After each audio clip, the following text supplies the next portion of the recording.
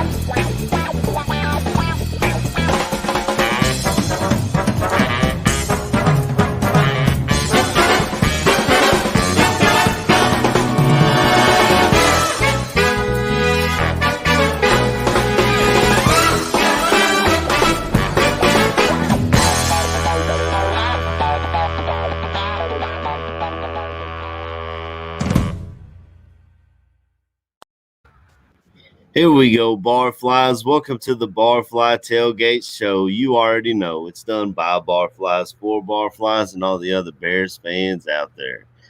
I've got Dicka and my boy Hallis over here with me, and we're gonna start this show on a nice chilly Halloween day. Bobby, as you guys may or may not know, he is at the game.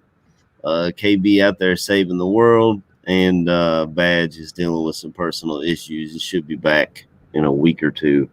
So Coach, you sound a lot like that guy, Aaron Curran, you know? I hired you to coach the Bears. I hired you to do the Barfly Tailgate Show. Ooh, why are you sounding like this guy, Aaron Curran? And by the way, it is really, really hot down here in hell, man. Well, one thing I'm not going to do is what I'm not going to do is hand the ball to Walter Payton on the goal line. But you would have handed the ball to Walter Payton at the Super Bowl, so he could have got his touchdown. Right. Why? Oh man, it's great being here, brother. I know that you partied last night at your Halloween party, and yeah, Kentucky guys failed you yesterday, so you got kind of mixed feelings this morning, right? A little hangover, a little Kentucky blues. Yeah, I've got the Kentucky blues today. Like I told you before we got on, Kentucky lost, Ole Miss lost, Michigan lost, and Iowa lost. So we had 4 top 12 teams yesterday lose. If Kentucky would have took care of business, they would have been in the top 10, which would have been great, but they didn't. So we'll see a mix up in college football next week, I guess. And hey, speaking of Bears, Mel Tucker and those Michigan State Spartans down there, and they went up to Ann Arbor and took care of business. I don't know how many Michigan or Michigan State fans we got in the chat, but I watched some of that game. Like I said, we had a Halloween party, so it was just kind of background noise. I was checking on it. About Mel Tucker is that, you know, he had a disastrous run here as defensive coordinator of Chicago Bears, and it was not his fault. His only fault was accepting the job when they told him, we want you to run Lovie Smith's defense. You don't hire people and then tell them what to do. If you're going to hire a guy to be in charge of a complete unit, whether it's the offensive coordinator, the special teams coach, the defensive coordinator, you don't tell that guy, we want you to run it the way he's got to run it his way, his style. He's got to bring his ideas, what he's passionate about.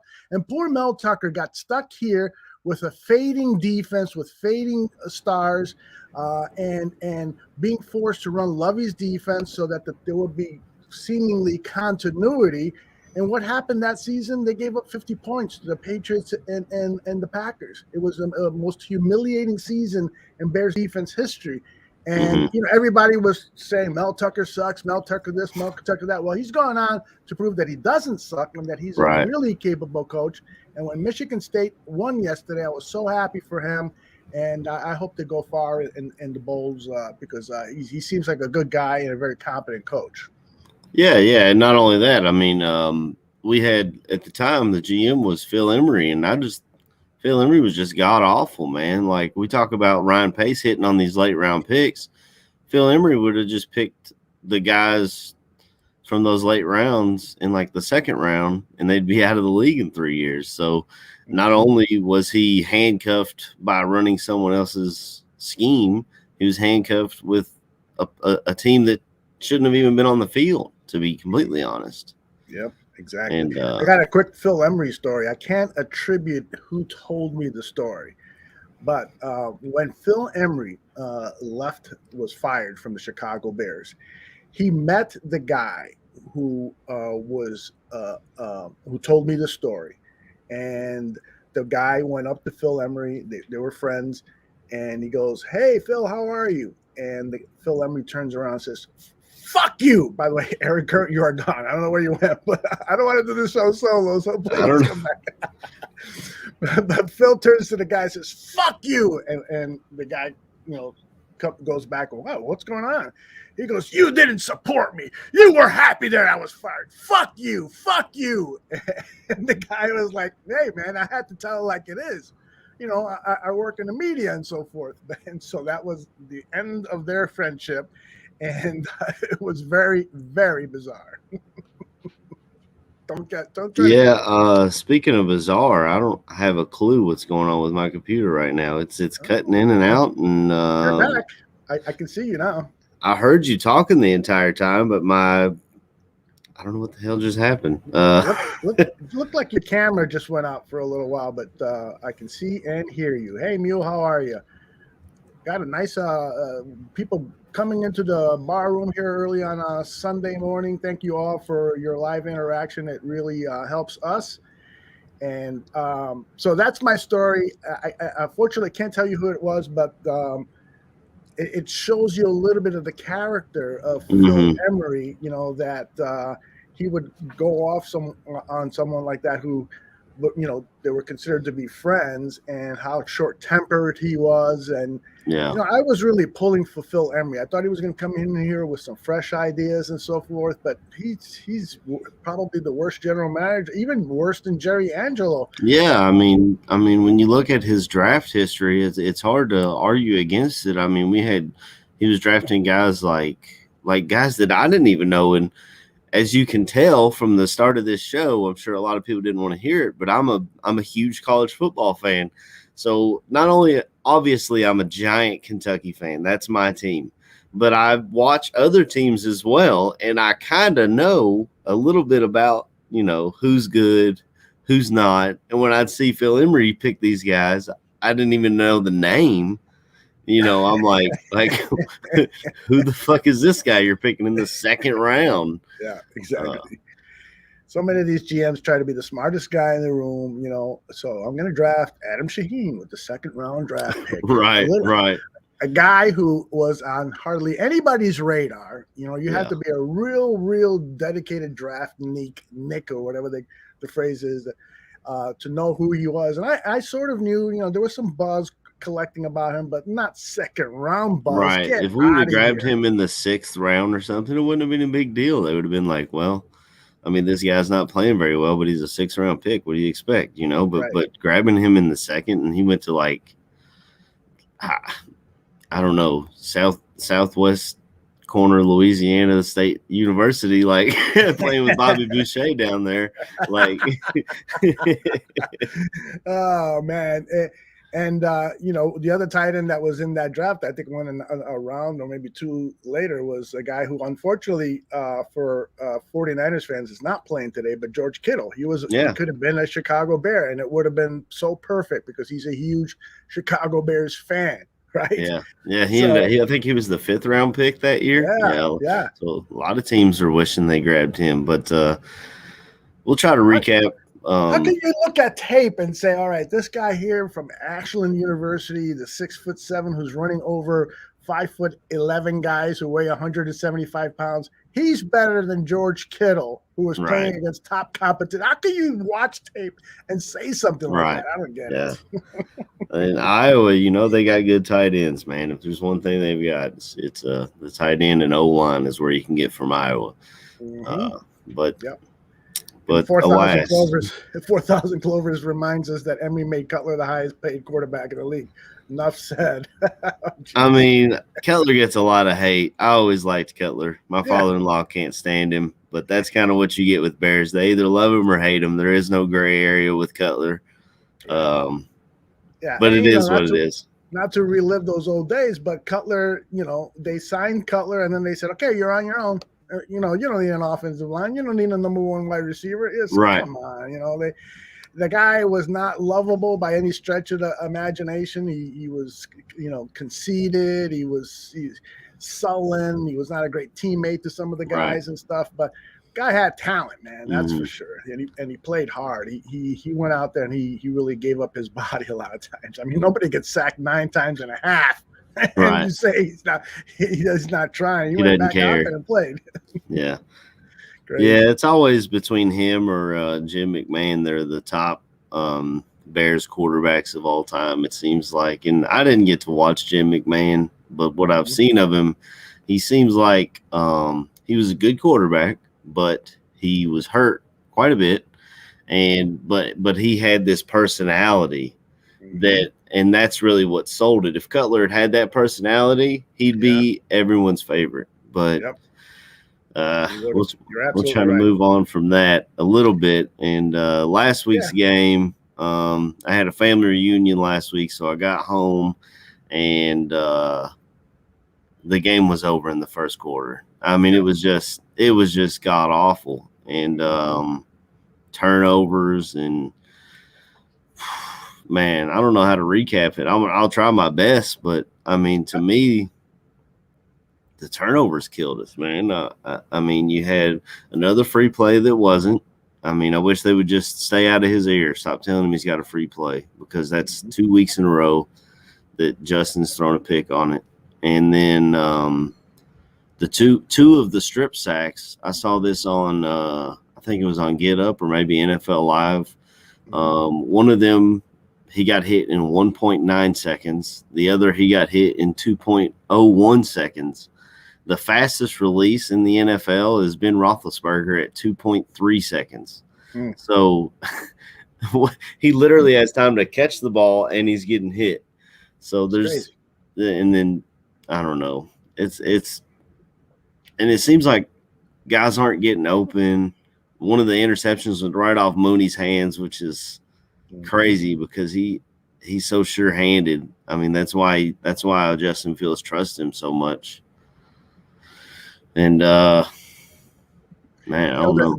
The thing is when mistakes happen like that, usually it's because a team goes in and says, we have to be perfect against this team. You know, we're injured.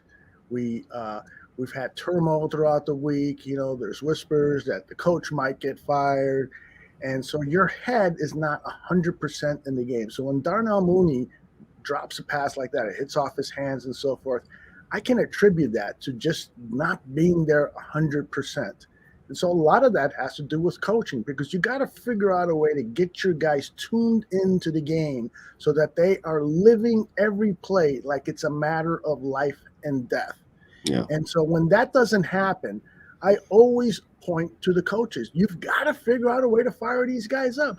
And even if you've got the 5th string right tackle in there, like they started the game, why they started Simmons at right tackle over Alex Bars is fucking beyond me. With no practice reps at that position. None. Not a single one. Not a single one. Go back there and see what he's got. We'll figure it out.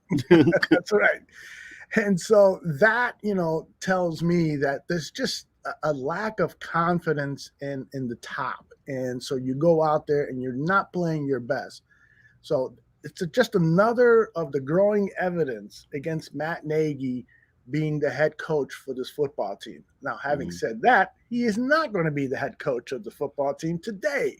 Yeah. Chris Tabor will be roaming the sidelines as the head coach. And so does that give you any more confidence? And I'll ask the people in the chat room too. Does it give you any more confidence that Tabor is going to be the head coach today instead of Matt Nagy? I mean, I'm going to give Tabor the benefit of the doubt. I want to see what the guy's got. But to me, you brought in Mike Pettin to be on your coaching staff, who has a history. He got fired. I believe he was the Browns head coach or something, which everyone seems to go up there and fail. Yep. So, I mean, why wouldn't you let that guy handle the head coaching duties today instead of Tabor, who's, I mean, let's be honest, if we're going to rank the Chicago Bears phases, you're going to go defense, offense, then special teams at the bottom. Nothing against Santos, who's a beast, and O'Donnell's been doing pretty well this year. But I mean, how many times have we seen special teams coverage blunders and stuff like that, and penalties on special teams, and a lot of that goes back to, in my opinion, your coordinator. So now he's the head guy. He's the guy in the big chair, like I am today. That's right. This is the Aaron current show. Make no mistake about it, brother. You're doing a great job. Nagy was asked this week, prior to, he knew he wasn't going to coach Sunday, so he was effing, lying again at the press conference. Right. But on Friday's press conference, the last one head coaches do with the media before the game, he was asked, if you're not the head coach, Coach Matt Nagy, if you're not the head coach Sunday, have you been working with Chris Tabor to prepare him for those duties? And this is what Coach Matt Nagy said. We've been discussing throughout the week just different scenarios and different things so I can help him out as much as possible. Some things that he might not think of on game day, whether it's with the coaches, whether it's with the players, mindset of anything game situation wise that we want to, go into in this particular game. And, Coach Tabes has been great with all that. We do a lot of that anyway. As him being a special teams coordinator, and I do it with the coordinators. But now that he's in that, role where he'd end up having to be the guy that makes the decisions, just giving him support so that he feels good and understands. And then, a lot of it too, Dan, is there's when you're in the moment, there's some things you just can't predict. There's a feel to it as well. And that's where that feel will come into play. And we have a nice little plan in place if that's the case. I got to tell you, before you comment on what he said, I got to tell you that he never looked smarter to me for some reason. I don't understand it. I mean, he looked like a guy who was much better than normal looking man. Yeah, he looked like he had his stuff in order. The only thing I was thinking that whole time, honestly, his word soup. So it was kind of like he was talking, but I wasn't really paying attention. The only thing I was thinking about was Michael Scott from The Office. No, God, please, no. Exactly. Like, come on, man. Yeah, you could have just been like, yeah, I've been talking to Tabes, trying to get him ready. And I think he'll be ready to take on the challenge if need be. Like, that's all you had to say. Right. This dude had a paragraph. Always. He just doesn't get it. I mean, and I don't understand why the people in the Bears media department don't coach him up and tell him, less is more in this case. Say, I'm really confident in Chris Tabor. We've gone through almost every scenario, and we'll continue to work on things. Next question. That's it. Right. Oh, my goodness. And then, and then Chris Tabor, he met with the media on Thursday, as all the coordinators do. And boy, oh boy, I mean, you want to talk about not feeling confident that this guy is going to be on the sidelines. I mean, he refused to answer questions. He was evasive. I'll show you a little bit of it. Two basic ones for you to start. Are you the head coach? I'm the special teams coordinator. Today, with a lot of work to do, Dan. Are you overseeing the team from the head coaching role right now? I'm facilitating practice just like what we did in the springtime and executing that and just making sure things run smoothly. If you have to stay with that heightened role through Sunday, what changes for you? Well, I haven't given that a lot of thought. I'll be honest with you. We're trying to, from last game period, we got a lot of issues that we got to clean up in our own area. I understand. This guy sounds like a guy who is totally effing overwhelmed by what's ahead of him. Yeah. I don't know if I'm going to be the head coach. I don't know. I don't. Yeah, I haven't given that a lot of thought. Come on, man. How can you inspire any confidence in the fans, but much more importantly with the team if you're at the podium and you're shuffling around, you don't know what the hell to answer and stuff? That's got to be really, really bad. And I've never been impressed with his special teams coaching. Like you said earlier, he's made mistakes. There have been times out there where special teams players don't know the rules. That happened a couple of seasons ago.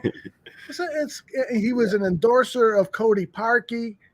I mean, come on. Why not, like you said, why not Mike Pettin? Why not somebody else?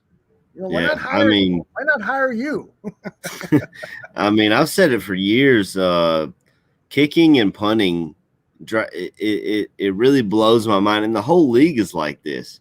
Here at Kentucky, we had a guy named Austin McGinnis who was pretty much automatic, but he couldn't kick 50-plus yarders.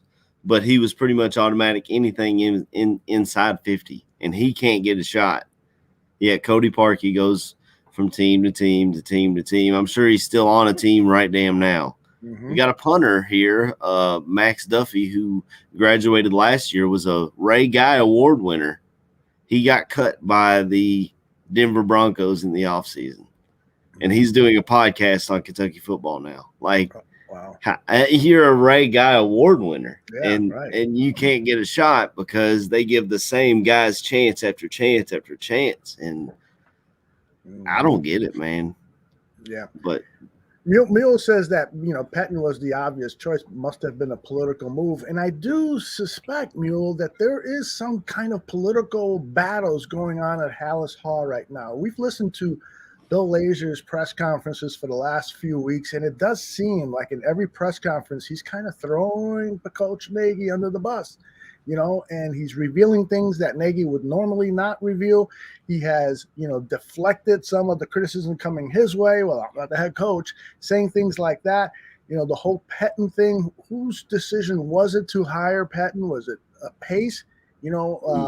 Why hire somebody to overlook Sean Desai if he's not going to have, be a step away from the head coaching position? It just presented all sorts of questions. And, if you listen to Ed Obradovich and Dan Hampton, which I sometimes do to prepare for the Dan and Aldo show because we do media bites, those guys love to make fun of the fact that the coaching staff of the Chicago Bears is the largest in the league. They have 25 guys on the coaching staff. It's like, wow. 25 guys. What is this, man? The only one in college football that's like that is Alabama, but they succeed. I mean, that's where guys go because, like, they got fired from Tennessee or something. They'll go down there and they'll join the coaching staff as a assistant viewer of toilets or something, and then they'll get another head coaching job because they did good at Alabama. Let's give them a shot, Yeah, exactly.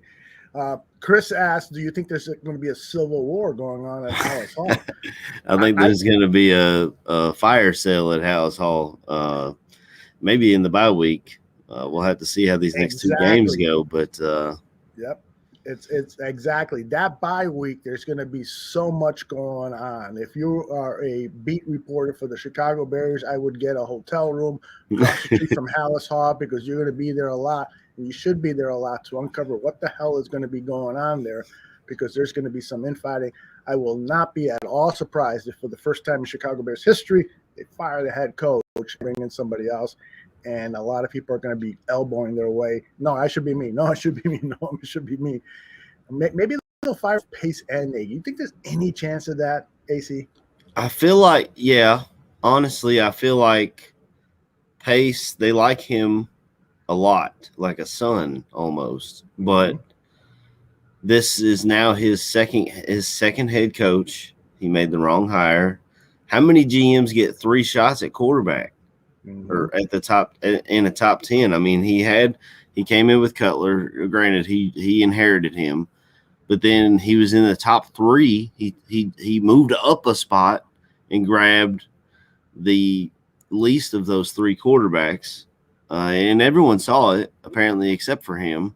And then now he's had a shot at Justin Fields, and he sees that the scheme it doesn't fit him. I don't think the scheme works. Yep. I've said it on here. The only place we saw it work was Kansas City, and now they look like they're falling apart.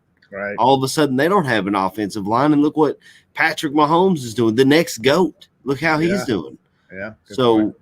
this scheme just does not work.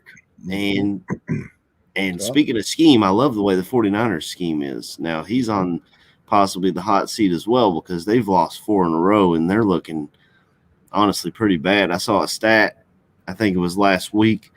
Other than the Super Bowl season, Shanahan has a worse coaching record than Mike Singletary did when he was in 49ers. Whoa. Yeah, Wow. I think Mike's was like 20-26, and Shanahan's, other than the Super Bowl season where they went 13-3, is like 18 and something. Like, it's crazy. I'll ask people in the chat room, would you rather have Matt Nagy coaching the Bears or Kyle Shanahan? And then I'll also throw to Alex Cisneros. I'll just say Alex because that's easier than pronouncing his last name. But he's from the 49ers Cutback podcast, and he was the guest of John Buffon and Alyssa Barbieri on Buffon 55. And John asked him, is Kyle Shanahan on the hot seat? And Alex gave this response. If you listen to the 49ers Twitter and a lot of the fan base, or a good chunk of the fan base, we'll just say 50% of the fan base, then it's 100% heated up, and it should be heating up, and in fact, it should be fired. We've been watching a lot of All-22 film. It doesn't seem like Kyle Shanahan's doing a whole heck of a lot wrong. If you want to hold Kyle Shanahan accountable for guys not executing or position coaches maybe not getting their guys coached up properly, then okay, I get it. But there is consistently people open. All 22 film, when we break down and watch it over on our channel, it's open receivers, it's guys winning, it's guys open in space, and whether it's Trey Lance at quarterback missing guys, Jimmy Garoppolo last Sunday missing 4 or 5 huge play opportunities in a monsoon game, where every play matters and every big play, could change the tide of the game forever. He missed 4 or 5 wide open guys that would have resulted in either touchdowns or at least points for San Francisco. When you're doing stuff like that consistently, guys missing blocks consistently at the wrong time, 1 or 2 guys, losing track of a guy in space, it makes it impossible for you to get rhythm going offensively. And that's the big thing for San Francisco with their offense. Rhythm, getting them into the rhythm. Seattle game is a perfect example of that opening drive with Jimmy Garoppolo. They go down the field methodically, drive in rhythm, put points on the board. Jimmy gets the calf contusion on like the 3rd play of the game. And then ever since then, downhill the rest of that game. Same thing against the Colts. Opening drive, methodical, beautiful. Everything's rolling well. And then after that, just mistakes. The execution stuff starts popping up. Guys missing blocks. Jermichael Hasty falling down on the sideline when Jimmy Garoppolo actually throws a great ball outside the numbers, which is, a weakness of his. So when he throws a good one, you take him. And unfortunately, we had a guy fall, and then that kills the drive and kills momentum. That gives you some confidence, right? Yeah. I mean, I've always loved Kyle Shanahan's system. His dad's system was good. Speaking, going back to Cutler, I hate to continue to go back, but that was his best years was under his dad's system, Shanahan out there in Denver. That system works. It's proven to work over the years, over the decades. Like he said, just people not doing their job. They're missing blocks. They're falling down on routes. Brandon Ayuk. I was listening to, I think it was a crossover podcast with Lauren Cox last weekend with the 49ers. Locked on Bears. Yes. Well, he basically asked, why is Brandon Ayuk in the doghouse? And the guy, I want to say it was from that podcast. The guy who was on there was like, it's not that he's in the doghouse. He's just not getting open. His routes are not consistent with what they were last year. So basically they've got Deebo Samuel, and then Brandon Ayuk is inconsistent. You got George Kittle that's hurt. I mean, I don't think Shanahan's on the hot seat, but he's got a lot of things going against him. But they did sign him and Lynch to a big-ass contract. I think they signed like a 6-year extension in 2019 or something. So Right. I doubt they would fire him and then pay him for the next 4 years or whatever it would be. Yeah, I mean, I think he's also got that kind of buffer because of the quarterback that they drafted, just like a lot of people suspect that Nagy has that buffer, that they want to give Shanahan an opportunity to coach Trey Lance. And so we'll see. I mean, he still has a sterling reputation. And as Alex said, if you look at the film, there's just a lot of miscues by players. And so if anything, that might be more of an indictment of Lynch in the squad that he's put together. He certainly has had, some misfires with his draft picks. I mean, that whole Mitch Trubisky deal, right? Did they draft anyone that is still on the team from that Trubisky deal? It ended up being a wash in my mind, right? I don't think. I know they grabbed Solomon Thomas was the top one, and he's no longer with the team. And then they drafted that linebacker, that inside linebacker from Alabama, who I think he's out of the league now for disciplinary reasons. I forgot his name. You're right. So, it hasn't turned out well. Now, Shanahan was asked, this team is beat up. What kind of a week have they had? And so I just wanted to get kind of the pulse a little bit, some more intel on the 49ers. So I listened to the Shanahan press conference, and this is what he said when talking about the temperature of the team, so to speak. Does everybody have a little pep in their step, or how they? Yeah, I think the guys have had a good week. I think they practiced hard. And today we do a half-speed deal, which I thought we needed. I think guys were pretty tired after yesterday. I think yesterday was our biggest day with missing the most guys from practice. So a lot of guys had to double up to get those reps in. And so today was a big day and just getting our bodies back and focusing on the mental part of the game. I think it'll be nice to get on the plane, sleep a little bit, get a little extra sleep, and get out there and hunker down until we come back together. Because Trey isn't listed, does that mean that he will be your backup on Yes. Sunday? And how did he look this week? So they go on to ask him if there's going to be a package of plays for Trey Lance. And he goes, well, yeah. Of course. Now, see, that's the package difference. Of plays for Andy Dalton? Well, I mean, that's the difference, though. When we had Dalton as a starter, and if they asked Nagy, do we have a package of plays for Justin Fields? Oh, that's that's a G14 classified. We can't give that information out. That's right. Can't let nobody know. Shanahan's like, fucking yeah. We drafted him in 3rd overall. What do you think? Exactly. So it's going to be interesting to see, how this 49ers team plays. And not only, are they in disarray after losing 4 games in a row and having all these injuries, where guys have to double up in practice, so they might be tired. He says that again, might get some rest on that plane ride, but it's a lot of times, a lot of people, that West Coast to Midwest plane ride, it can be more exhausting than relaxing. I know those guys fly in first class, but it's still, it's still not a fun thing. And so one last soundbite from Shanahan, because another important part of what they're missing is the vocal leadership on the team. And so when you miss missing a guy like George Kittle, the little bit of the fire from the team is missing. So he was asked about that. Is there a lack of that?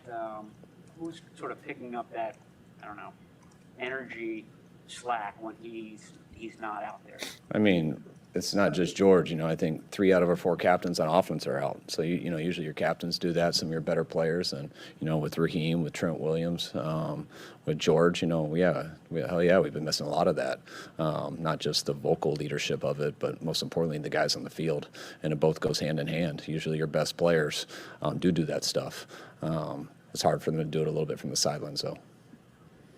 Yep, it's so true. It is so true. When you're missing guys like that, who are the vocal leaders on the Bears, AC? I know Akeem Hicks is. Trevathan used to be. Right. I'm not sure if he is anymore. He's kind of maybe faded to the background where he's kind of sort of lost his job the way Ogletree's been playing and the way he's been playing. Roquan's a leader on the field, but as far as a vocal leader, he's just like I think Bobby was talking last week. He's like the silent assassin. I feel like Justin Fields, even though it doesn't show a ton on the field, like when you hear him in press conferences talking about, like this week he was talking about how he's going to Zoom call with his wide receivers to talk about routes and stuff like that. That's what a leader's going to do. A leader's going to take that extra time to get his guys together to make sure they're on the same page. Mm-hmm.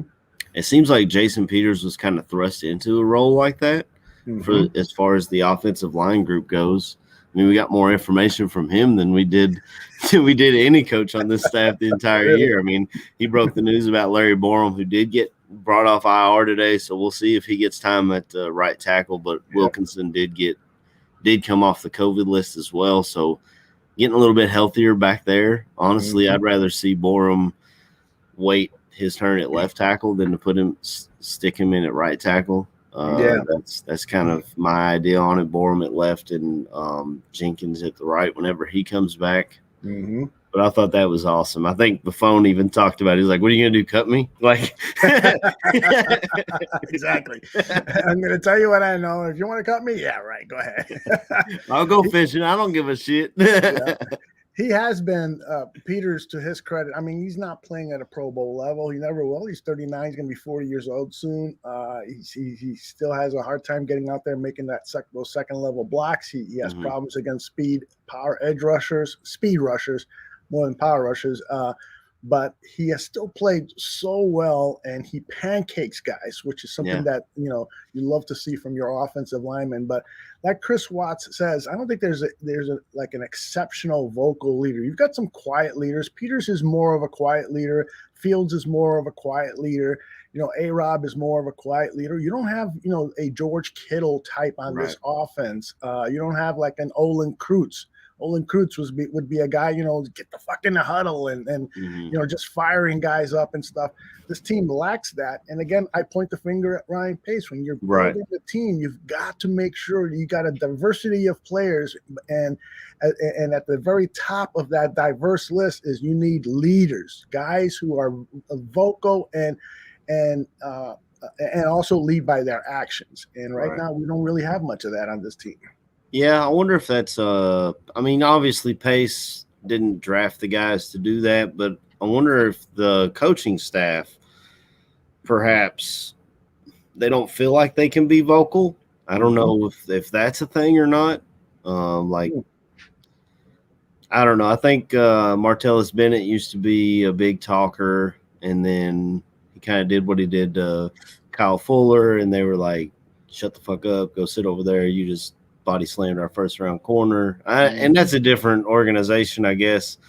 But maybe it's like that. Maybe they're just like, go out there, do your job, and don't talk. Other than Akeem, I don't know anybody who's a big rah-rah guy to Eddie Jackson, but then he fucks up a tackle. Yeah. Because Eddie Jackson is always telling people what to do, Anybody can tackle. Yeah, I like Bojack, but he's going through some things this year, man. I got his 39 jersey up in the closet there, and that's where it belongs. No, I haven't been able to pull it out. I swear I haven't been able to pull it out at all this season. I wore Akeem Hicks today. It's underneath this hoodie. Shout out Barroom, by the way. Nice. I love that. Looks good on you. I gotta tell you that I do believe that Eddie Jackson could have a really big day today. He at least admitted that he needs to wrap up better on tackling. So he took some accountability this week. He knows that this team is in a do or die because you got to win these next 2 games before the bye. If not, this season is over. Then you're playing for a high second round draft pick. That's what you're playing for. And I think that he has so much pride.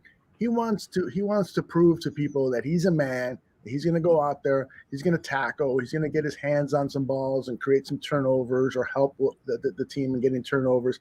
I gotta, if he's going to have a good game at all this season, I really do believe this is the game. The matchup is perfect for him. He's not going against an offense that's working on all cylinders. They've had their share of mistakes. I don't know. If we did a segment on this show as who's your pick to click kind of thing, I would pick maybe Eddie Jackson as a kind of a surprise guy. At least I'm hoping for that. I think if I was to pick a guy who I think is going to have a good game, I think Jalen Johnson is. I think he's going to follow Deebo Samuel around, which is the correct thing to do. We saw him do it with Devontae Adams. It didn't work out great because Devontae Adams possibly the best wide receiver in the league. I mean, he's definitely top 3.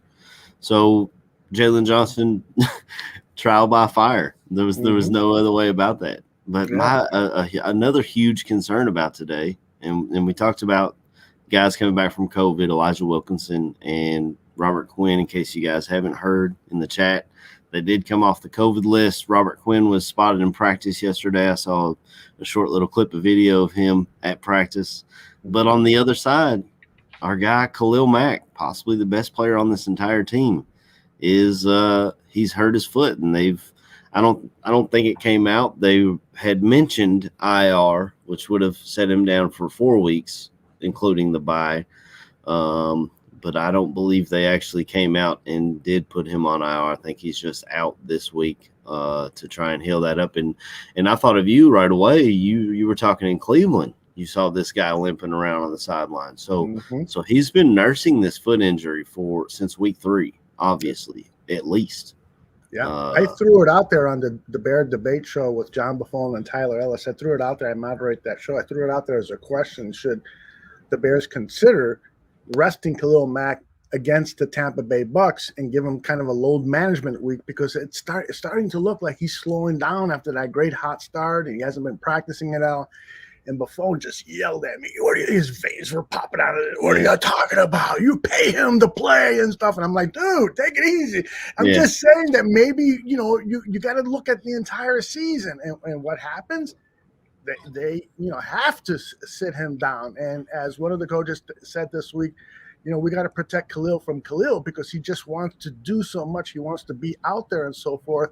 And so, frankly, I've liked him to sit the road game in Tampa Bay, which I had very little hope that we would win, as opposed to this home game against San Francisco. We might miss him so much that it could cost us. If we don't have a pass rush against the 49ers, then I'm always going to question, did they wait too long to give Max some rest, and that playing in Tampa Bay just aggravate all the bumps and bruises and who knows what else is going on with this guy. Yeah. Well, I mean, about the only positive I can think of from this is we can see Travis Gibson get more reps, see how he does. I mean, and I think they wanted to make sure they had at least one of either Robert Quinn or Mack, and that's probably why they didn't sit him last week, because you would have had Travis Gibson, and I have no idea who would be on the other side rushing the passer. And if I don't know, there's an issue, because I'm a football nerd. No, I hear you. That is definitely a factor. I mean, they're depleted right now. And, you look at a lot of the NFL teams right now, there's injury situations going on with every NFL team. So when we look at our team and kind of cry a little bit about our bad luck, it's just about every other NFL team is going through the same thing, including the 49ers that we faced this week. So, that's why depth is so important. That's why building a team and bringing players in that can, next player up kind of stuff is important. And now that it's a 17-game regular season, hell, man, you're going to see more and more injuries during the course of NFL seasons now. So I hope that, and it's also important to have great coaching.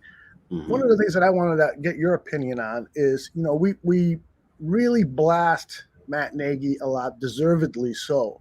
But are his coordinators and position coaches guys who are unfairly being grouped into the criticism? Let's start with Laser and Desai. What's your opinion about those guys as coordinators? Do you think that they deserve to continue to be coordinators in 2022 if they hired a coach from, let's say they hired Mike Pettin to be the head coach in 2022? Would you like to see the coordinators remain the same? I like Desai. I like what he's doing, and I think learning under Vic Fangio and Pagano, even though he didn't do great here, just having all that expertise, you're going to learn a thing or two under him. So I do like Desai in his position. I like Bill Lazor. I like that he deflects. I didn't. He kind of like, I didn't make that call. That's not on me. But I don't know what system he would run. His system wasn't great up at Cincinnati, to be completely honest. And it was all him because they had, I believe that's when Marvin Lewis was up there. He's a defensive-minded head coach. So he kind of lets his offensive coordinator do his thing. And the offense was not great up there either. I think Bill Lazor, I think we'd have to move on from him. But I do like what Desai's been doing. And do you want me to go into people under them as well, or just let's answer this question real quickly first from Beth. She says, who hires the scouts for the Bears? And I think that's the director of player personnel. In this case, it's Josh Lucas. That's his job. And so under him are guys like Champ Kelly, Charles Love, Ashton Washington. But I think that department is in charge of the college scouts and even the pro scouts that they have. But yeah, what are your thoughts on any of the position coaches, particularly ones that you like and you'd love to see them kind of stick around? Okay.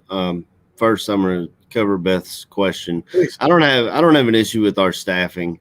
Our scouts is a large part of the reason why we're able to find guys like Eddie Jackson in the 5th round, Khalil Herbert, the lone bright spot. I mean, this guy ran 100 yards on the NFL's top rushing defense last week. You can't just glaze over that. To find guys like Jordan Howard back when he was here in the 5th round, and Adrian Amos in the 5th, grabbing those late round talents, that's a tribute to your scouts. To be able to find those guys, Tariq Cohen's, the list goes on, as we know. But the issue is the top picks. I mean, to me, you got Leonard Floyd didn't work out, Trubisky didn't work out, and I don't know if that's player or coaching or scheme. I'm not sure what the issue is, but it's not all clicking together. But I don't have an issue with our scouts. And as far as coaches that are under the coordinators, I love Juan Castillo. I think he does not get enough credit for the job he has done with this duct tape and super glued together offensive line. You called a guy off of a fishing boat to play left tackle for you, and he's done as good as you would think a 39-year-old would do in this league. You've got undrafted free agent at center and undrafted free agent 7th round picks, thrust into starting roles against high caliber teams. I think that's a tribute to your offensive line coach that they're a good group that they're a good coach. I mean, to have those guys in position to succeed even somewhat. Mule is not a big fan of Juan Castillo because he's been fired from 3 teams. But I will say this, a lot of times good head coaches good position coaches, they're fired because a new head coach wants to bring in their guy. They want to bring in somebody that they trust. It's very, very difficult for a head coach to come into a new situation, and be handed assistant coaches because you got to wonder, are they loyal to me? And so you want to hire coaches that you can trust, that their work, that their scheme fits your philosophy. And so the fact that any position coach may have been fired, that's not an indictment on their performance. That's more of just kind of, a head coach wanting to bring in their kind of guy. Yeah.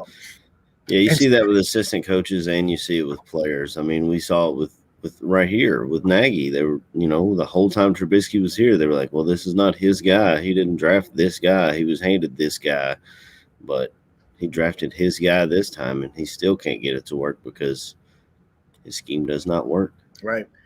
Andrew says, well, he hasn't made James Daniels or Cody Whitehair that much better. Well, how do you respond to that criticism? We have seen video proof that James Daniels, first of all, even being healthy, second of all, going out there like what he did against the Raiders, we have a short-term memory here, and I do it myself. This is the same team that beat the Bengals and the Raiders, who are the top 2 AFC seeds in the playoff race right now.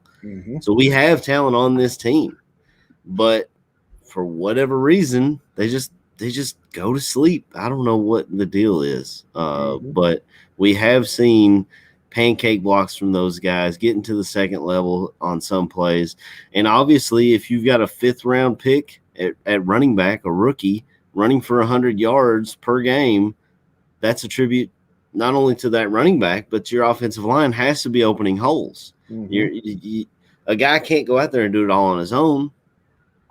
We look at other than Barry Sanders, who's done it without a good offensive line. Right. Emmitt Smith looked great because his offensive line was historically great. Well, and you got to look at both of those players mentioned there. There are 2nd-round draft picks, and I think they're playing to kind of a 2nd-round level, and those guys are, I would say, a little better than average guards in the NFL, Daniels and Whitehair. Now, every time they make a mistake, it's really blowing up because there are just so many mistakes on the offensive line. But most of the mistakes come from the tackle positions. Peters, we kind of pointed out his limitations because of his age, and then the right tackle position has become a revolving door. I think I counted the other day that we've had four starting offensive right tackles. Trying to think of it in my head. We had Fetty, we had Wilkinson, we had Simmons last week, right? And then Bars has had time there too, so at least 4. Yeah, and so if Borum plays today, it'll be 5. So, and we all know, I mean, we've learned this since we were kids following football, that the most important thing for an offensive line is cohesion. You want guys, the same 5 guys at the same 5 positions year after year after year. The more they're together, it's like all your 5 fingers working together, and that just has not happened. And one of the mistakes that the Bears have made over the years is they keep switching the pinky over to the index finger, the thumb over into the middle, and so forth. It's like, what the fuck you got going on here? It's a mess. That was always a big thing with Lovey. Is I remember they would play that. I think he used to be on ESPN 1000. I would listen to Waddle and Sylvie, and they would play that every day. I'm shuffling, and because they were shuffling offensive linemen all around. And we saw Kyle Long kind of get screwed by that too. We'll stick you here this game and then right tackle the next game, and I don't think they ever put him at left tackle. They didn't even try that. They just stuck him all around that old line, and you never even get a good handle on one position. Exactly. What do you think about the former president of the United States, Andrew Jackson, asking, do you worry that this current offensive regime may make Justin Fields this generation's David Carr?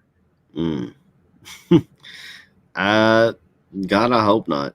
I mean, I feel like I'm 33. I'll be completely honest. The only thing I knew about David Carr is he was drafted at the top of the draft and was killed by an expansion team because the NFL, for whatever reason, doesn't give these expansion teams. I saw it with a Kentucky guy, Tim Couch, went to the Cleveland Browns. They said, you're our guy. You don't have an O-line. You don't have a running back. We don't really got receivers. Have fun.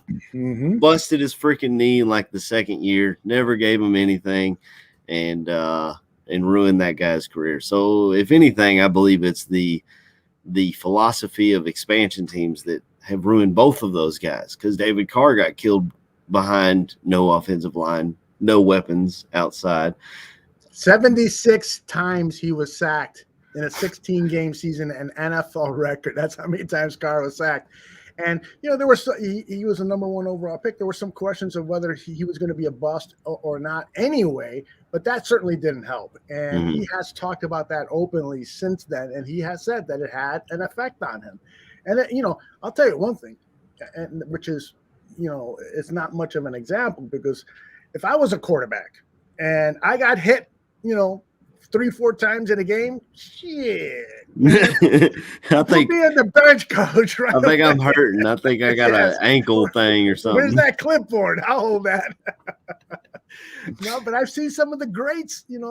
I'll never forget this one replay on a Monday night game where Peyton Manning was getting harassed all game long. He was getting sacked and so forth. And on one drop back, he started flinching even before he threw the ball, because he kind of sensed that pass rush was coming. And so when even the greats are reacting that way to being sacked and to being pressured and to being hurried, you know that it's going to have an impact on the young guys, on the David Carrs. And so when you ask about Justin Fields, the one great thing about him, it seems that he's stoic and he is like, I'm gonna survive this. But he's got to prove it on the field. So that's the thing that I worry about, is because you could say, as a player, you can say whatever you want, but you got to go out there and prove that you can overcome this stuff. Yeah, he's a tough kid, man. He takes all these hits. We saw it last year in college. I mean, against Clemson, he gets drilled and comes back out and throws, I think, for 3 touchdowns and stuff. I mean, he's tough, and that was part of the reason why I wanted him. I was so happy that we drafted him, because for over the years, I wanted Watson. We grabbed Trubisky. Sometimes there was quarterbacks that I kind of liked, and we just, for whatever reason, we would never grab them. Yep. Hell, all the way back to Dak Prescott is a 4th-round pick. I'm like, are you crazy? You're not gonna, take a chance on a 3rd-round pick with this guy? What's going on? We play Mississippi State every single year. Kentucky does. Mm-hmm. So I watched him in person and saw the things he could do. Mm-hmm. And the more he fell, I was like, God, man, that'd be a good take a shot on him. But they never. I don't know. They never grabbed the guy, like, even back to Cedric Benson. They grabbed Cedric Benson, and now Aaron Rodgers freaking owns us. He was in that same draft. That's right. And they grabbed a running back that they didn't need. We had Thomas Jones. God, man.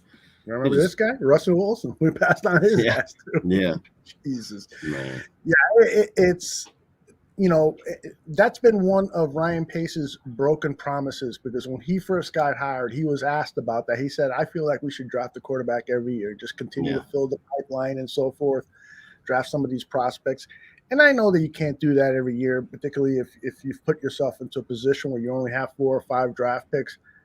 But how many has he drafted since he's been the general manager of the Bears? He drafted Mitchell Trubisky.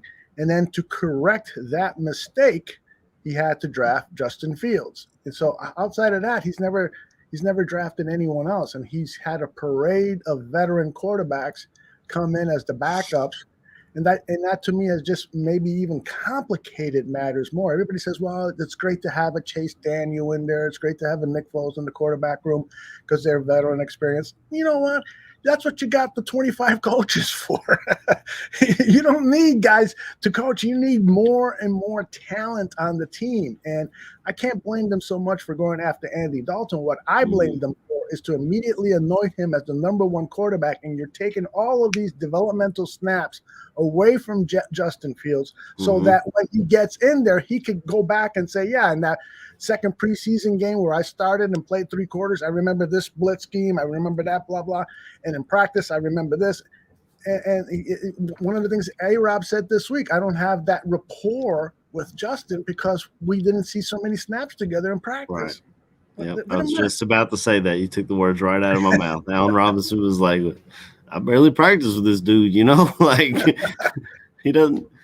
And how do you build a team this way? I don't get it. I don't effing get it, man. It's just no master plan, no vision, execute the vision. It's all kind of, all pieced together like I don't know. It's so frustrating, man. And I think it even goes above Pace with that. I mean, we've seen this ownership group have a history of fucking this up. They brought Bruce Arians in for an interview, watched him walk out the door, and brought in Mark Trestman.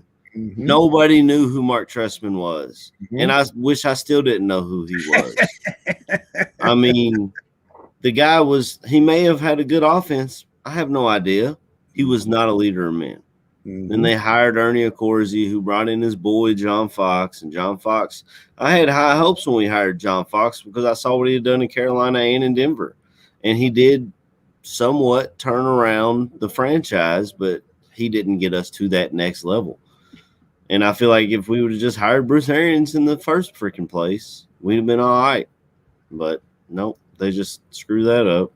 And Ted Phillips, who has no say in football operation, seems like he has an awful lot of say in football operation. I believe it was. Sorry to continue rambling here. No, I love it. But I believe it was Olin Kreutz on his podcast was talking about getting a football guy in there, not necessarily firing Ted Phillips, because Ted Phillips, look, with the Arlington Heights deal, he's going to be there. They're not going to just because he's a financial guy. So, but bringing a football guy to either be right there with him, like a lateral move for Ted Phillips or something, and have a football guy in there who knows what he's talking about on the football field, putting these pieces together. And McCaskey can still be the owner, and he can still fill his fat pockets. I mean, yes, they want to be friends, not owners. Absolutely right, Beth. But the thing is that, ideally the general manager should be that football guy. He should be the guy who is making all of those football decisions. So I don't have so much a problem with, the current organizational setup the way that is, that you got Ted Phillips here. He hires the general manager, and then the general manager oversees all the football operations. But you are making a good point. Ted Phillips has never hired a competent GM. And so I understand what you're saying. Give him a lateral position, continue. Ted, you're in your mid-60s. Slow down a little bit. Don't worry about anything regarding the general manager and the operations of the teams and so forth. Just focus on the Arlington Park deal and our relationship with Soldier Field. That's why you come to work every day. You keep working on that. I'm going to hire somebody else to do the other business stuff, which is, TV contracts, blah, blah, blah, all that stuff. And also make a better decision than you have in terms of hiring a general manager. So from that standpoint, you're sort of convincing me that maybe the lateral move is the right way, and to bring in somebody like who, like a Gary Fensick. Somebody in the chat room says, you think we should bring in some old Chicago Bears players to help turn things around? Gary Fensick Doug Plank was on the old 100 Proof show and talked about how Gary Fensick would be a great president of team operations. It really depends. I'd have to know that person, because those guys were great, but football has evolved so much in the last 40 years. So you have to have a guy who has been able to evolve with it. If you bring in Gary Fensick and he wants to get these hard-hitting safeties like he played back in the day, then all you've got is 15-yard penalties, and you're letting guys go all the way to because let's be honest, back in the day, that's why I always hear the argument of Joe Montana versus Brady of who's the GOAT. In my opinion, it's Brady. A lot of people say it's Montana because those guys were out there head hunting. Yep. The Bears, I think our 85 season, we didn't have a single quarterback play the entire game or something like that. Like, we played backup quarterbacks in the second half because we just go out there and kill guys. And in today's NFL, that ain't going to happen. Yep. They're going to protect their pretty boys. Excuse me. Yeah, but you're right. What you need is somebody who is around the league a lot right now, so that they know, that guys like Nathaniel Hackett and Brian DeBoll from the Bills, Patrick Graham from the Giants, and all these other guys that are not familiar names to many people, but that those guys are the next pipeline of future head coaches. You got to know, who are the future GM types, the assistant GMs that are out there, the heads of player personnel, the heads of scouting departments. Those are all future potential candidates for GMs. And so you need to hire somebody who has been talking to these people, who has been talking to people who have been talking to those people, and developing a portfolio of, all right, here are the guys that I've been talking to, who are the guys that I like, and so forth. And they're making informed decisions, as opposed to what the Bears ownership did, which is they hired Ernie Arcosi, an 80-year-old dinosaur, who advises every team, because he's on some part of NFL committee that helps teams identify people. But it's not like he has a sterling record for advising anybody on Super Bowl head coaches or anything. So they're hiring somebody who's been around forever, no new thinking and so forth. So yeah, you got to go out there and find somebody who is on top of stuff now, has got relationships and knows what the hell they're talking about. I don't know who that is, but it's certainly not anyone that we have seen at Hallis Hall for the last 100 years or whatever it is. Yeah, I wouldn't be completely opposed to bringing in Lewis Riddick. But I think that's more of a somebody GM that knows move. a lot of people. Yeah. Yeah, but he's got a lot of relationships. He knows a lot of people. And he seems like he knows what the hell he's talking about. Now he could just have a silver tongue and be fooling all of us. But I would love to see him be brought in and put in a GM position, and or even I don't know if he could be that above the GM position, but I wouldn't be against him coming in and being our new GM and then bringing in his guy of head coach. Some of the guys, and I believe we talked about it last week, we all have a short list. And I brought this up in our group chat because we're all looking at Daboll. I think it's Daboll or DeBoll from the Bills, offensive coordinator. Greg Roman, offensive coordinator from the Ravens, who came from San Francisco, made Kaepernick look good, ran a good system with Alex Smith, Flacco, and now Lamar Jackson. You talk about a guy who can tweak his system to the players he has, which we have not seen Matt Nagy be able to do. Greg Roman is the guy that does that. Joe Brady down at Carolina, who may have cooled off a little bit now that Darnold has kind of fallen back to earth, but he made Ed Orgeron look like a good head coach down at LSU, made his offense look good.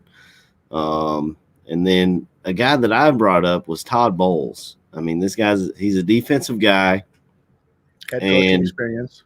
Yeah, I believe I brought it up on maybe Bear Debate or something. I put it in the chat. I don't remember which one it was, but bring him in like a Lovie Smith 2.0. Let him pick an offensive coordinator who just let them go do their thing. Kind of what Nagy does now with his defensive coordinator. He just let Vic go do his thing, take care of his defense, and he worries more about the offense.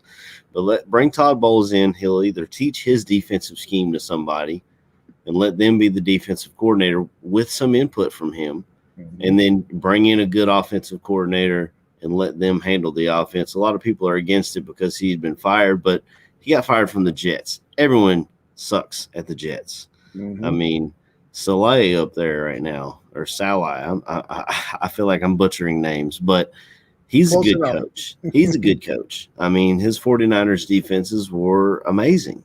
And he goes up to the Jets, and they the Patriots put a 50 burger on him yesterday or last week. So, I mean, something's got to change, though. Something will change. Trust me.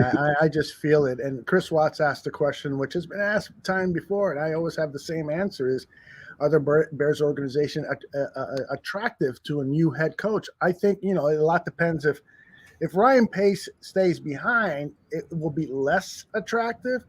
But overall, the Chicago Bears are still an attractive destination for any GM, any coach, because it's a number 2 or number 3 media market. It's a historical franchise. The team is spending money. They have state-of-the-art training facilities. Hallis Hall is one of the best training facilities. They're going to probably get a new state-of-the-art stadium. Yeah. The team has paid contracts. Khalil Mack, being one of them. They've got some of the highest priced players. So they're it's not like the old George Hallis teams where, maybe a head coach would be a little reluctant to go coach over there because the stories were that Hallis was so tight with his money, but those days are gone. This franchise, spends money, and they try to do the right thing, but they don't do the right thing because they just made some poor hiring decisions for some of the most important positions in the organization.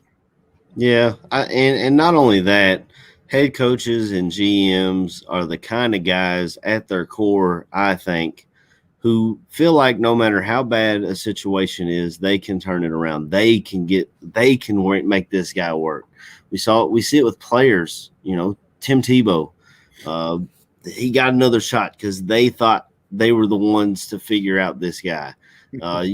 and the list goes on and on. You see it all over the league. That's why kickers continue to get to bring it full circle. That's why kickers continue to get jobs here and there, because every head coach, every special teams coordinator, general managers, they think they're the guys that are going to get the best out of that group.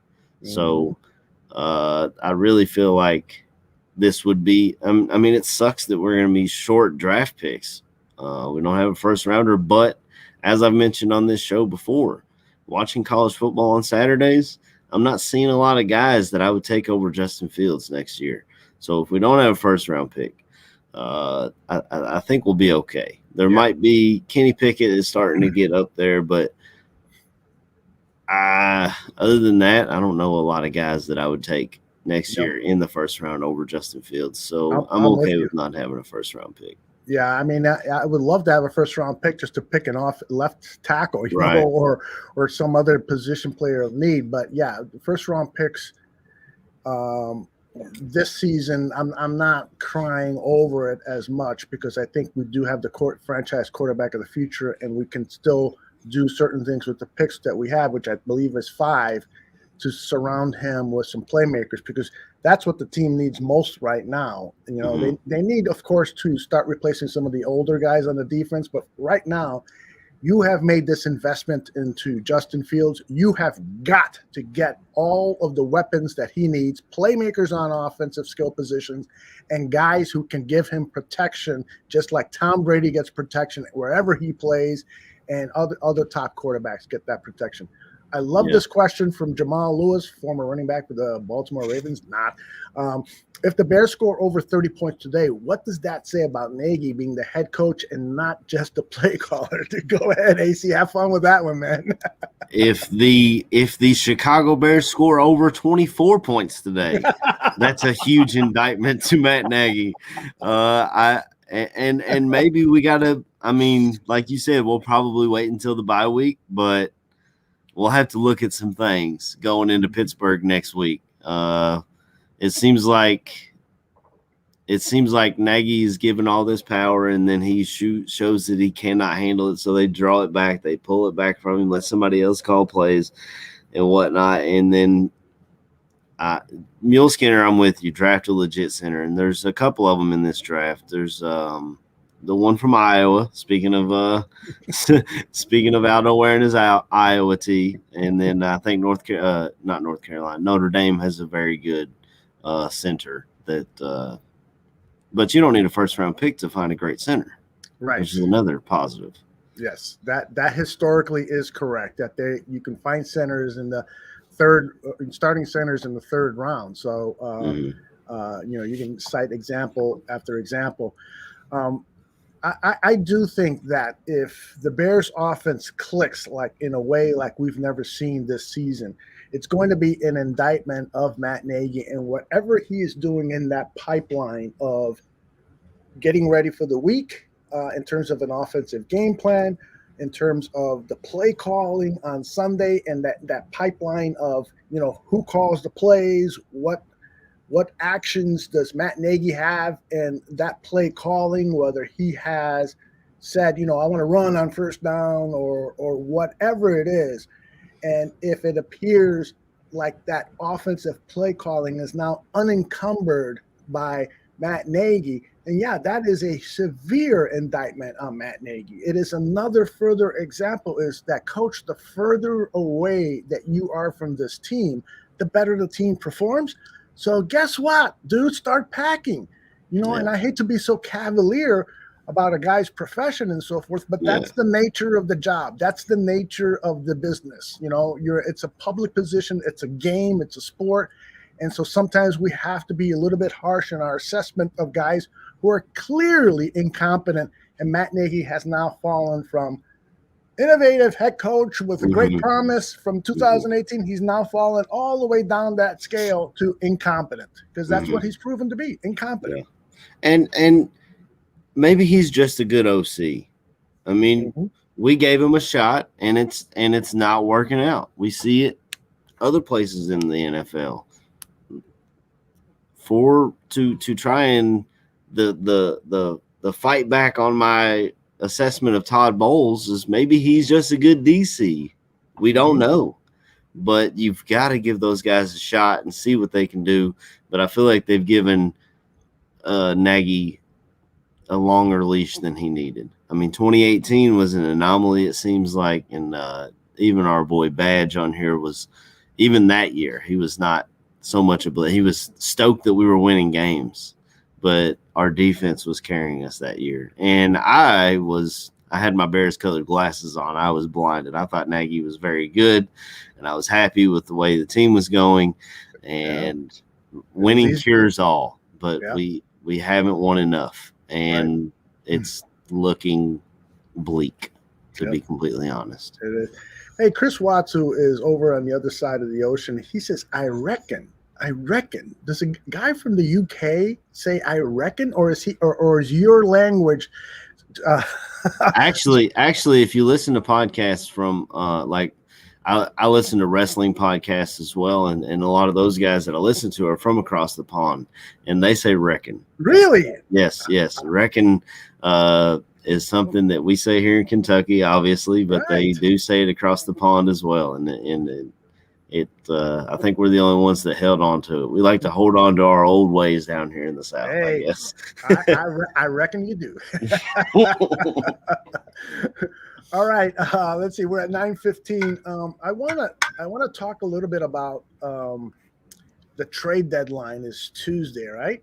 So what happens if this team loses today?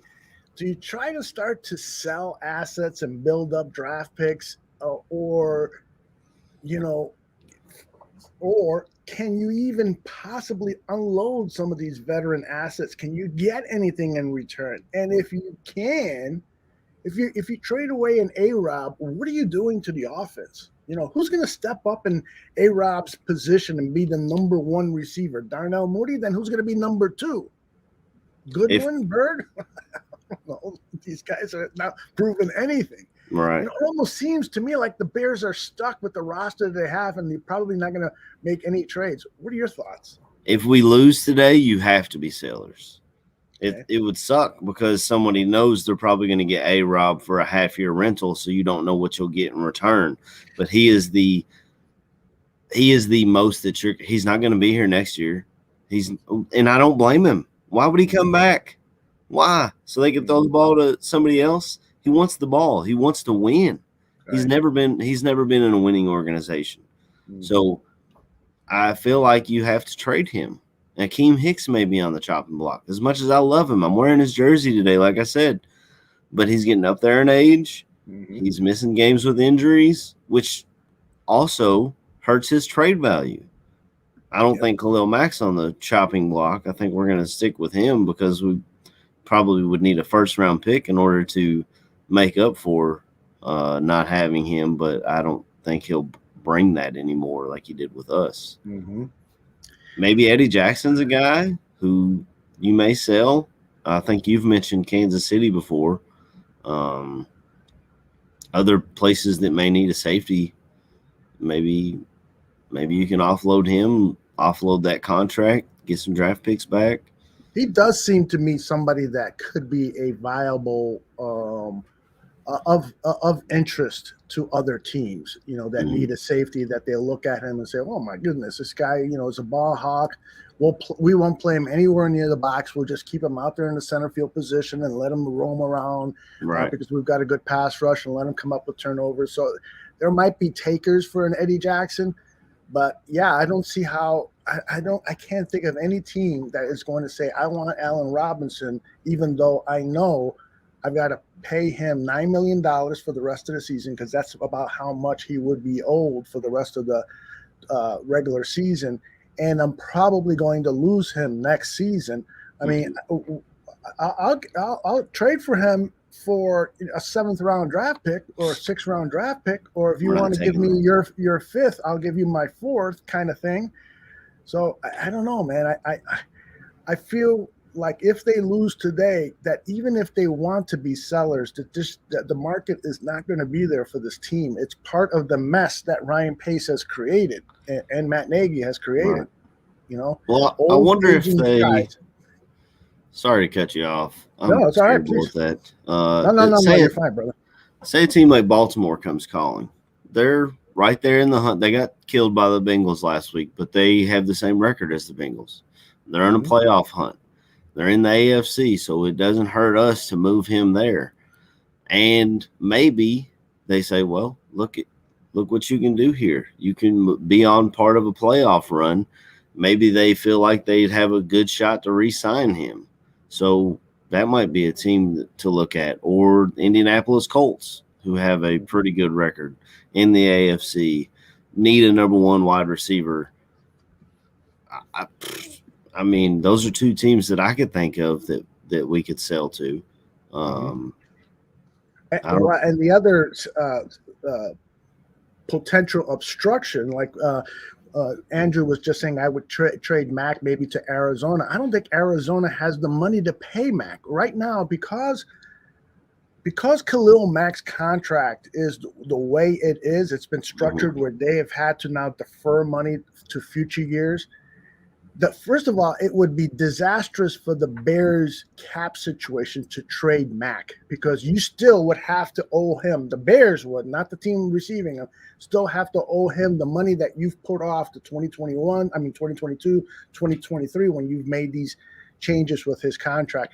And then there's still the amount of money the new team receiving him would have to pay. And I'm not sure after the Cardinals have paid for J.J. Watt, and some of the other acquisitions that they've had, some of the other player contracts, I'm not sure they could afford a Khalil Mack. So that makes things even more complicated to be a seller of some of these players is cap space. Yeah. It's a mess, man. It's a mess. It's a mess. That's why I always feel that you should build a team through the draft. Yep. I'll give you one perfect example. Leonard Floyd. I know that he was not the be-all to end all be-alls, whatever the expression is.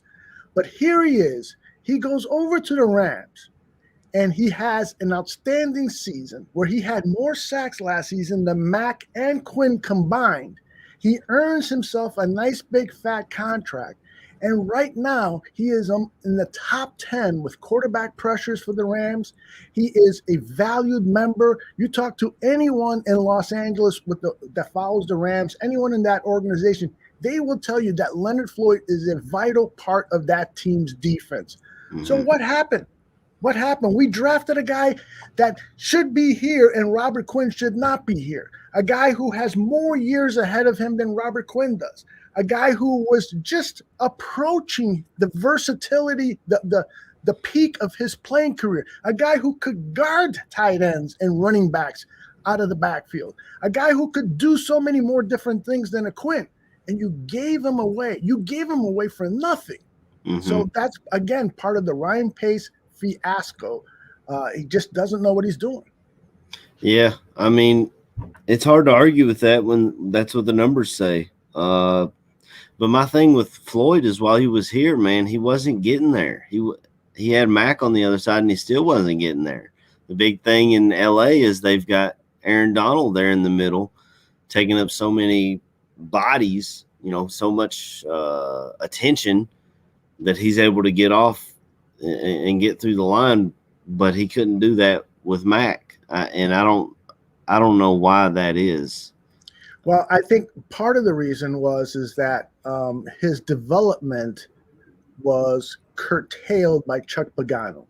He spent 1 year with Chuck Pagano, and he had his start with the Chicago Bears. There were injuries involved, and the Bears were trying to figure out what they had in Leonard Floyd, and he was still developing. If you remember, he came into the league as a 6'6" skinny kid, Yeah. And at Georgia, this more than I do. He played all over the place. And they moved him all around so that he'd get there. Yeah. Right. So you had this guy who he was like a piece of clay. Let's mold him into something. And so it just took a while for the Bears to figure out how to mold him with Vic Fangio. And then he leaves, and then Chuck Pagano comes in to fuck things up. So then he goes to the Rams. Brandon Staley, who's now the head coach with the Chargers, gets his hands on him again. He had him for a year, I think, with the Bears, and he furthers his development. And now Staley is gone, but he is continuing his development as you would expect a 26, 27, 20-year-old guy to continue to get better and better and better.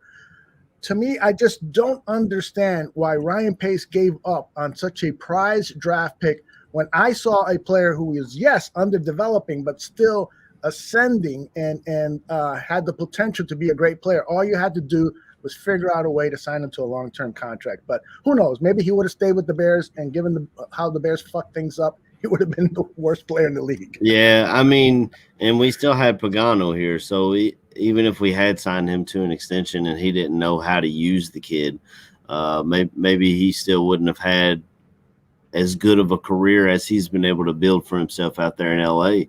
And Brandon Staley, man, that's a shout out to him, man. I am so happy for him, the way he's been able to go from defensive coordinator, learn a little bit from Sean McVay, then go out to L.A., and now he's got that kid, Herbert. And I'll go back to the offseason when Mike North was worried about Justin Fields coming from Ohio State. Oregon had the same stigma around them, and Justin Herbert looks like a future Hall of Famer the way he's playing out there in LA.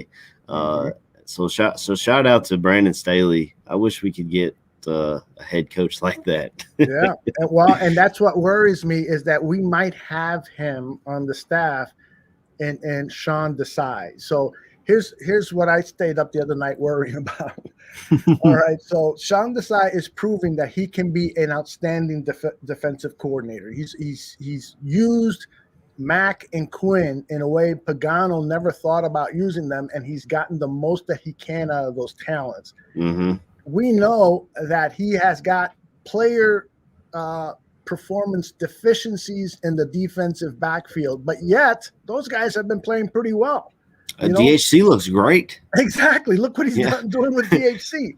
So now you got a guy who is looking like a Brandon Staley clone, right? Yeah. And so if you bring in a new head coach and you, as you should, say, listen, you bring in your own staff because this is your team. We want to give you every chance to succeed. So it's only right for you to bring in your staff.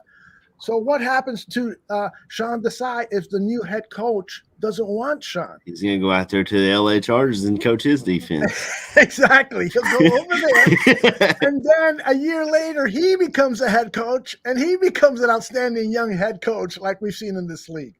So yeah, the Vic Fangio coaching tree, huh? Exactly. So I'm worried about that. And I almost feel like, fire Nagy in the bye week, and let's see what Sean Desai can do as the head coach. Yeah, let's give him a shot. I wouldn't hate it. I mean, if you got Mike Pettin there, he could take over as defensive coordinator, or something to that effect. I heard that the reason why they allowed it to be Tabor was because then they could let Desai only worry about defense and let Laser worry about offense, and then Tabor's just like John Fox used to say, I'm not the offensive coordinator, I'm not the defensive coordinator, I'm not the special teams coordinator, but I coordinate all three. I guess that was their thinking behind that, is they would allow Desai to just worry about his thing and let Laser worry about his. But somebody mentioned that losing Desai is not a given. Yeah, the new head coach can come in and say, hey, Sean, I love what you're doing with this team. Right. Please stay, and so forth. So, yeah, I'm just, looking at it from a desperate Chicago Bears fan that I've experienced so many fuck ups with the Bears organization. If it can't go bad, it will. Yeah. AC, you're so lucky that you did not live through the 1-13 1969 season like I did, that you did not live through the hiring of McGinnis as the head coach. Oh, no, wait a minute. He really didn't agree to a contract. So now we got egg on our face. You didn't live through the time where Virginia McCaskey had to fire her son as the team president of the team because he was such a fuck up. You didn't live through all of these unbelievably heartbreaking moments as a Chicago Bears fan. And how long have you been a Bears fan now? About 10, 15 years? Honestly, I wasn't. Like, I had followed the Bears. Like, in high school, I wanted number 54 for two reasons. Zach Thomas down in Miami, and, of course, Urlacher. I played linebacker. Those were my guys. But when I met my wife in 2008, I was a Bengals fan, but I was more of a college football fan. I had favorite players, and then the Bengals were kind of, the closest team, so I followed them. But I started watching the Bears at that time. We had Cutler and Urlacher and Briggs and Hester and Tillman, and it was just a fun team to watch. And I fell in love with the Chicago Bears, and now here I am, a bigger fan than she is. Actually, today we're going to be carving pumpkins when I get off of here, and she was like, I want to watch Nightmare Before Christmas. I was like, we got a Bears game, and she was like, but it's Halloween. I was like, well, what's scarier than the Bears? That's right. It could be a terrifying game. I could see you wearing a Cincinnati Bengals jersey pretty soon, because that team is up and coming, man. Well, they look good, and honestly, I've told Bengals fans at work, I'm so happy for them, because for years they've been the laughing stock. I mean, they're up there in that division where the Browns have passionate fans. We saw them. Passionate is the nicest way to put it. The Steelers fans, who they've got 6 Super Bowl rings. They've got the history. They've got great coaches, a family-ran organization that does it the correct way. We don't see that here, but the Pittsburgh Steelers are a family-ran organization. Then you've got the Ravens, who, for whatever reason, they've always had that was an expansion team that did it correctly. They used to be the Browns. They moved to Baltimore, and then they put together a great defense with Ray Lewis in the middle of it. And they had all those great years and built up their fan base. And then you had the Bengals, who were just the Bungles. The Bungles gonna bungle. That's what it always was. Even when they had a decent team put together, when they had Palmer and Ocho Cinco, Hushmanzada, that's when I was kind of a fan. So I kind of know those guys. But even when they had those guys, they didn't have a defense, or they didn't have the right head coach. Marvin Lewis was given so many chances there in Cincinnati. Never won a playoff game. Always got to the playoffs. So we'll see. And that's another guy up there that got a job because he was under Sean McVay, because Sean McVay's system is so great. Kentucky's offensive coordinator this year was a quarterbacks coach from the LA Rams. So I didn't know that. Yeah, Liam Cohen, and he's actually helping us a lot with the recruiting trail. We got I know you guys don't want to hear about college football, but I'm sorry. No, please. It's all good, man. We got the 16th ranked recruiting class. We just got a commit from a 4-star wide receiver last week, and we've got another 4-star wide receiver, or 5-star wide receiver actually, that is announcing soon, and he's picking between Kentucky, Ole Miss, and Alabama. And he is, to all the projections, he's going to be picking Kentucky, which is a huge win over Alabama. Once Alabama offers, you don't get the guys. I mean, I saw it here with some hometown kids. Damian Harris, who's playing for the Patriots, and Jedrick Wills, who's playing for the Browns. They're both from here in Kentucky. Jedrick's from Lexington, and Damian's from Richmond. Once Alabama offers, man, it's like Kentucky basketball. Once they offer, it don't matter where you're from or what you got going on. They're going there, and I can't blame them, because it's an NFL factory down there. Yeah, but I like the way facilities that Alabama has, put most NFL teams to shame. Yeah. God, who in Kentucky's football team, whether it's for 2022 or 2023, do you look at and say, man, I wish that guy is drafted by the Chicago Bears? Darian Kennard. And I know you've been on it on Twitter. You see the pro football focus numbers. He plays right tackle here, All-American. The guy balls out. We haven't seen him at left tackle. We thought we were going to see him this year, but we had Dare Rosenthal transfer from LSU. He played left tackle out there, so they just stuck him at left and let Kennard stay at right. So we would have to see if he can do the blind side, but I mean, he is a lockdown day one starter at right tackle. And I love the way he plays. He's got so much heart, and he ain't too bad at football either. And I talk about a guy who, correct me if I'm wrong, but we were talking about needing, vocal leaders, and he would fit right in for that, to fill that need. Yes, absolutely. He's the vote down here in Kentucky. We're very proud of our offensive line. We call him the Big Blue Wall.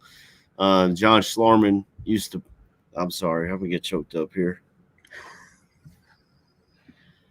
John Schlarman played here at Kentucky, and I'm sorry. Became I didn't think I was going to cry here. Became our offensive line coach, and he passed away with cancer last year. Oh, wow. And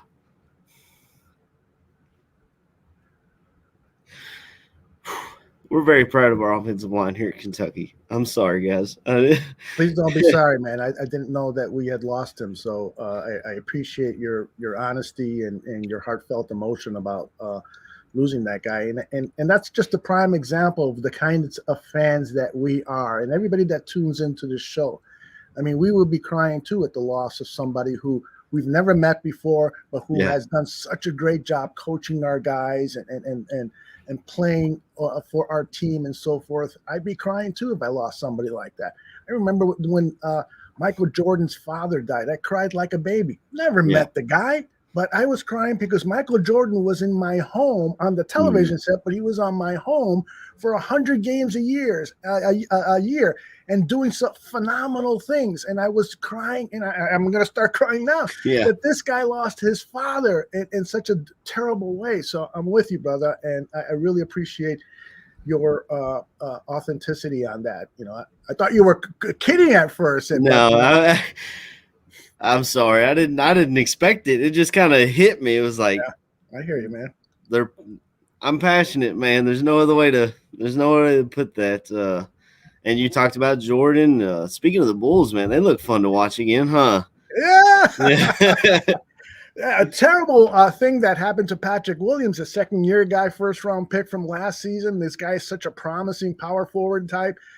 So he's out for what looks like for the season with a broken wrist. But outside of that, this team is phenomenal. And that's a perfect example about when I talk about a general manager having a vision and then going out and executing the plan.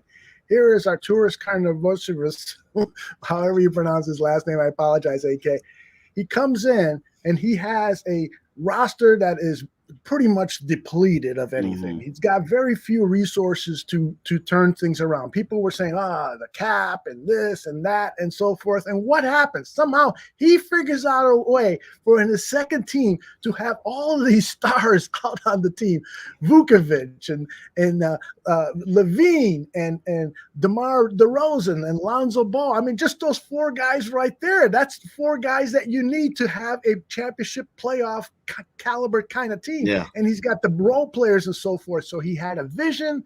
He hired a capable coach, and now he's got great coach. That was like his first move, wasn't it? And I was like, exactly. His okay. First move. Like as soon as that happened, I was like, okay, the Bulls might do a little something. And then, like you said, I started looking at the cap. I was like, I don't know if they could do much. And I was never a big fan of Lonzo Ball, but he's come in and I got egg on my face with that one, man. He's coming in and he had a triple-double the other night. He's playing really well. DeRozan, I've been a fan of his since he was in Portland. I've always liked DeRozan the way he plays. Great shooter. They made a couple of moves last year. Even is it Vujacic? Is that how you pronounce his name? Vukovic.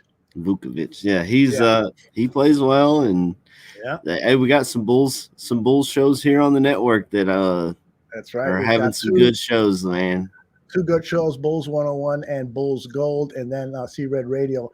Our midweek show will start in a couple of weeks or so with Tyler Ellis and his brothers. So we've got the Bulls covered up and down, and we got the Chicago Blackhawks covered too. And I just want to say really quickly, talk about crying, man. I've had a really an emotional week this week because of the sexual assault charges and scandal with the Chicago Blackhawks. And the reason it affected me so dearly is just as a human being, number one, but number two is when 11 years ago, when the Blackhawks were getting hot and smelling a Stanley Cup playoff, I took my two girls, my two daughters, my stepdaughter and my biological daughter, took them to a hockey game.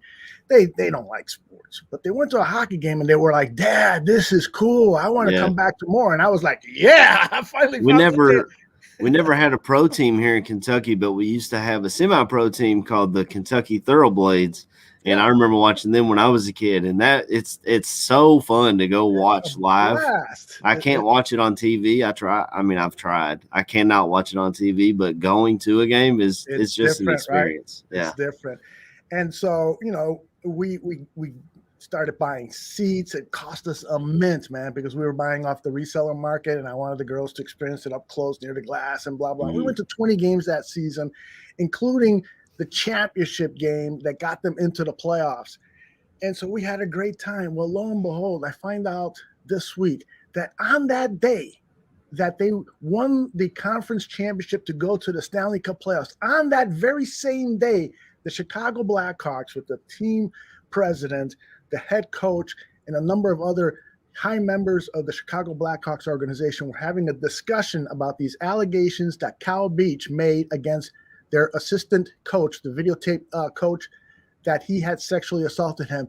And in that meeting, the Chicago Blackhawks coaches said, you know what, it's much more important that we win the Stanley Cup. Let's deal with this later. And they didn't deal with it. They didn't deal with it. And this guy ends up holding the cup, taking the cup to his home, like every member of the Chicago Blackhawks gets to take the Stanley Cup for a day in his hometown and show it around and so forth. And then when he leaves, the Chicago Blackhawks write him a letter of recommendation. He's hired by a high school to coach their hockey team, and he commits a sexual assault against the teenager, and the fucker is now in jail. So, I got all this shit. I could point my camera. I got all of the players. I got them holding up the Stanley Cup from that season. And I feel like, devastated. I had dinner with my daughter this week, and we were talking about it. And she goes, yeah, it's definitely staying, Dad. I feel terrible about it and blah, blah, blah. And it's just, there's certain things that are more important than sports, and, protecting somebody and making sure that you follow the law when allegations come forward and you do the right thing. It's much more important than holding up a fucking cup, man. Right. So there's my little diatribe on that shit. Yeah. I was in the Army with some friends from Pennsylvania that were huge Penn State fans. And I remember when that news came out, I was like, what's going on up there, dude? And they were like, man, just like the Blackhawks, it seems like they were putting wins above everything else. And it really sucks when you have success and your team is winning and you're happy for them, and then it comes out later that, yeah, they were winning ball games, but this was going on behind the scenes. And I think I was listening to some of Mikey Bett's show earlier this week. He had Cap on, which was awesome. But he was talking about, like, players in the locker room knew. They were like, yeah, just stay away from that guy. He's like that guy. Like, why would you continue to employ that guy? And number two, like you said, a letter of recommendation to a high school? Get out. I'm sorry, dude. I'm not a huge hockey fan, and I know it sucks to those passionate fans. They go in there. Do they play in the United Center or no? Yeah, United Center, same place as the Bulls. Yeah. So they fill that place up, I'm sure, man. And to have something like that happen, man. Yeah, it's and at that time, I remember being so proud of the franchise, because in the decade prior, you could get a ticket by the glass the day of the game because they were not selling out. The franchise was in disarray. The old owner, Arthur Wirtz or Bill Wirtz, one of those two guys, he passes away, gives the team to his son Rocky, and all of a sudden Rocky changes things around. They start winning. They win a cup. They were a cover story on Harvard Business Review on how to turn around a dying sports franchise. We were all so proud of them. But in reality, they were a bunch of fucking assholes, because you don't sell your soul to the devil to win a Stanley Cup. And that's what they did. They sold their soul to the devil. And it's going to hurt when I take down those fucking pictures. A lot of those pictures are the kids at the game, by the glass, talking to players and so forth. It's going to hurt that memory is now stained. And that's one of the little things. I mean, in the big scheme of things, that's a really small thing, but it's one of the little things those fuckers who own the team should have realized when they decided not to follow through, that it was going to hurt people like the Gandia family and the Smith family and the Johnson family, the people that spend thousands of dollars to come and see us and interact with our team and support us. And it's just a shame. And the same thing goes to the fucking Chicago Bears. It's embarrassing, the team that they put out there. It's embarrassing for us Bears fans that we had to sit through a fucking 35 points being scored in the first half. It's embarrassing that Aaron Rodgers says, I own you. It's embarrassing the product you're putting out there year after year after year.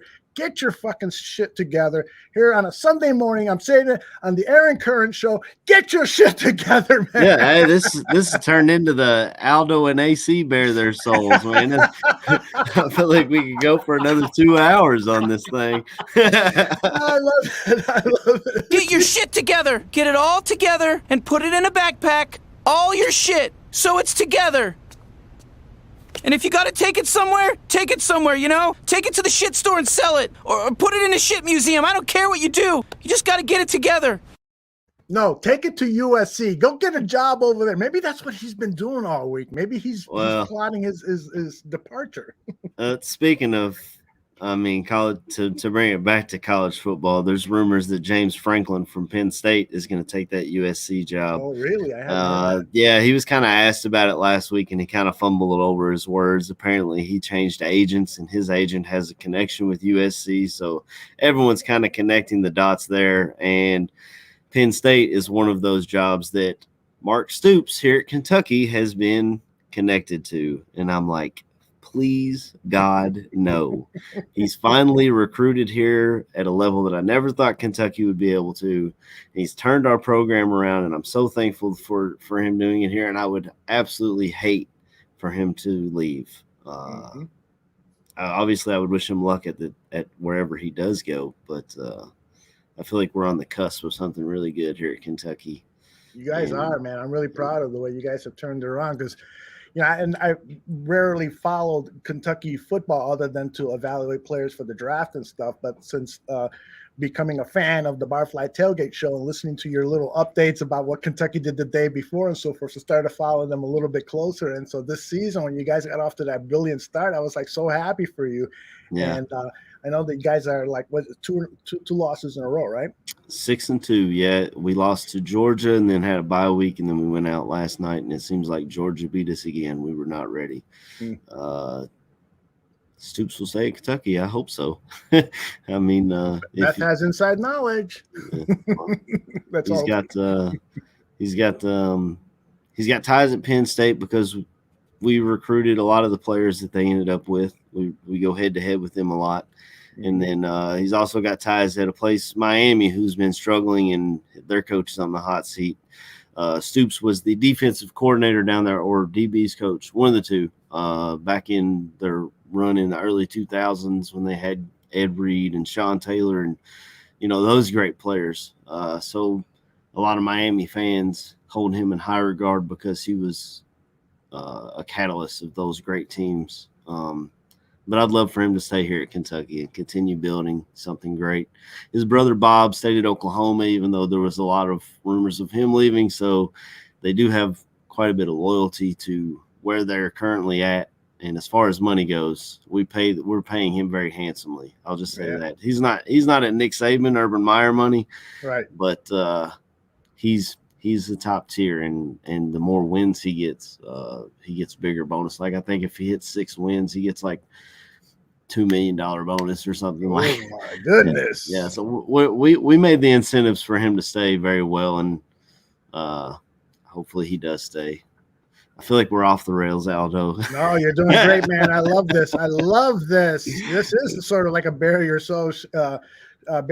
soul kind of show. Sanders says that he's got diehard Kentucky fans in his family, and his cousin played there a few years ago. Sanders, tell us the name. Maybe.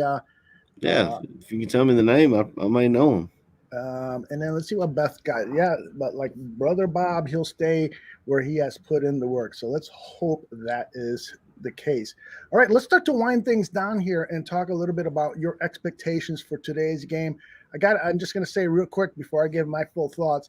I was on this 49ers podcast, and I told them, you guys are going to win this game. But now, after after listening to more and more about the problems the 49ers are facing, I'm saying that maybe not. Maybe the Bears are going to win, and we get a nice little 2-game winning streak before the bye. Now, I know that might be rough for people to handle because it might ensure Nagy's future, but maybe not, given that Nagy is not going to be at the stadium.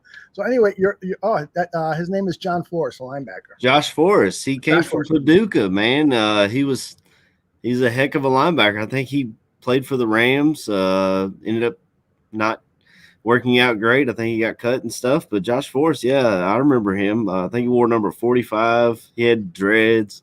I remember actually – I'm sorry to go off track again. No, please. But I'm going to. Actually, the first year we were beating the hell out of Louisville, and I love it. I love beating the hell out of Louisville. We were up 3 or 4 touchdowns. It was the first half, and I was like, hell yeah, let's go. Second half comes, Louisville grabs this guy off the bench to come in to play quarterback, Lamar Jackson. You might have heard of him. He goes on to stomp our ass. Sucked, but I do remember Josh Forrest got a pick in that game before Lamar came in and turned it all around, and he throws the ball up in the stands. It was one of my – before we got on the road that we're on now, it was one of my favorite memories of Kentucky. Yeah, I love Josh Forrest. Yeah. Love it. Love it. Shout out Jay Sanders. Hey, so what do you think about this week's game? And by the way, somebody has asked if you wouldn't mind sharing one of your sex stories like Dan does on Dan on the Bears. I don't think my wife would appreciate that too much. I don't have a high body count like it seems like. Yeah, really? Like it seems like Dan does. I think mine's on. I can be counted on one hand, and I locked up the one that I like the most. There you go. Good job. I met Mallory, and she is outstanding. She is, and she's so Chicago South Side. It's just so fantastic. How'd you get your wife to move to Kentucky? How did that happen? Actually, her father, he was a postman, and he was in the Navy. He's from Chicago, so he went to the Navy, spent some time in San Diego, came back to Chicago, started carrying mail because his federal time rolled over. And then he was like, I got to get my kids out of the South Side.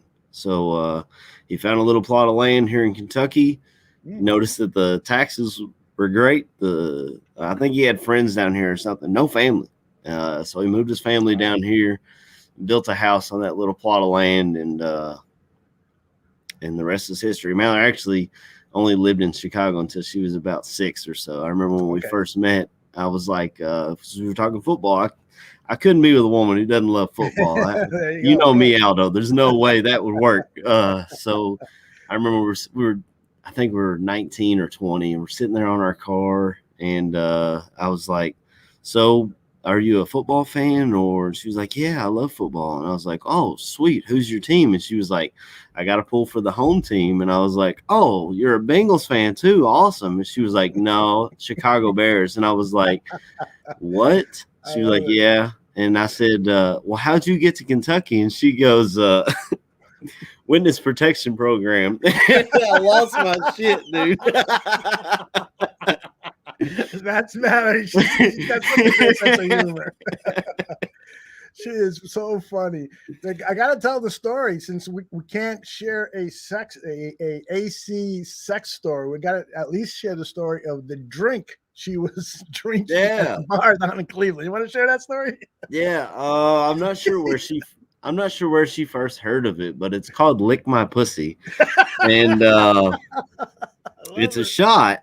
I guess you can look it up on Pinterest. I have no idea, but it is delicious. It's very sweet and a little bit of sour. It's very good. If the Bears need you, have you wanting to take a shot sometime today, I would suggest Lick My Pussy. But she bought a round for everyone, and everyone liked it. And then Aldo goes back up to the bar. We taught this little. She taught this little bartender with she's probably a college chick. I don't know, with a little crop top Ohio shirt on. We were in Cleveland, and Aldo goes up and he's like, "Can I get another round of those shots? The lick my." And she's just like, lick my what? I'm not gonna make it until you let her rip. Exactly. And so I put my head down. I go, lick my pussy. And the guy next to me looks at me like, dude, I thought he was gonna punch me in the face or something.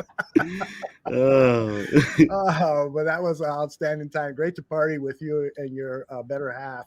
Yeah, I was feeling pretty good up there. Yeah, you were. When I saw you outside. We were inside. I saw you outside. You were smoking a cigarette, and I'm saying to myself, I think he's pretty good and ripped right now. Yeah, So, I was pretty fucked up.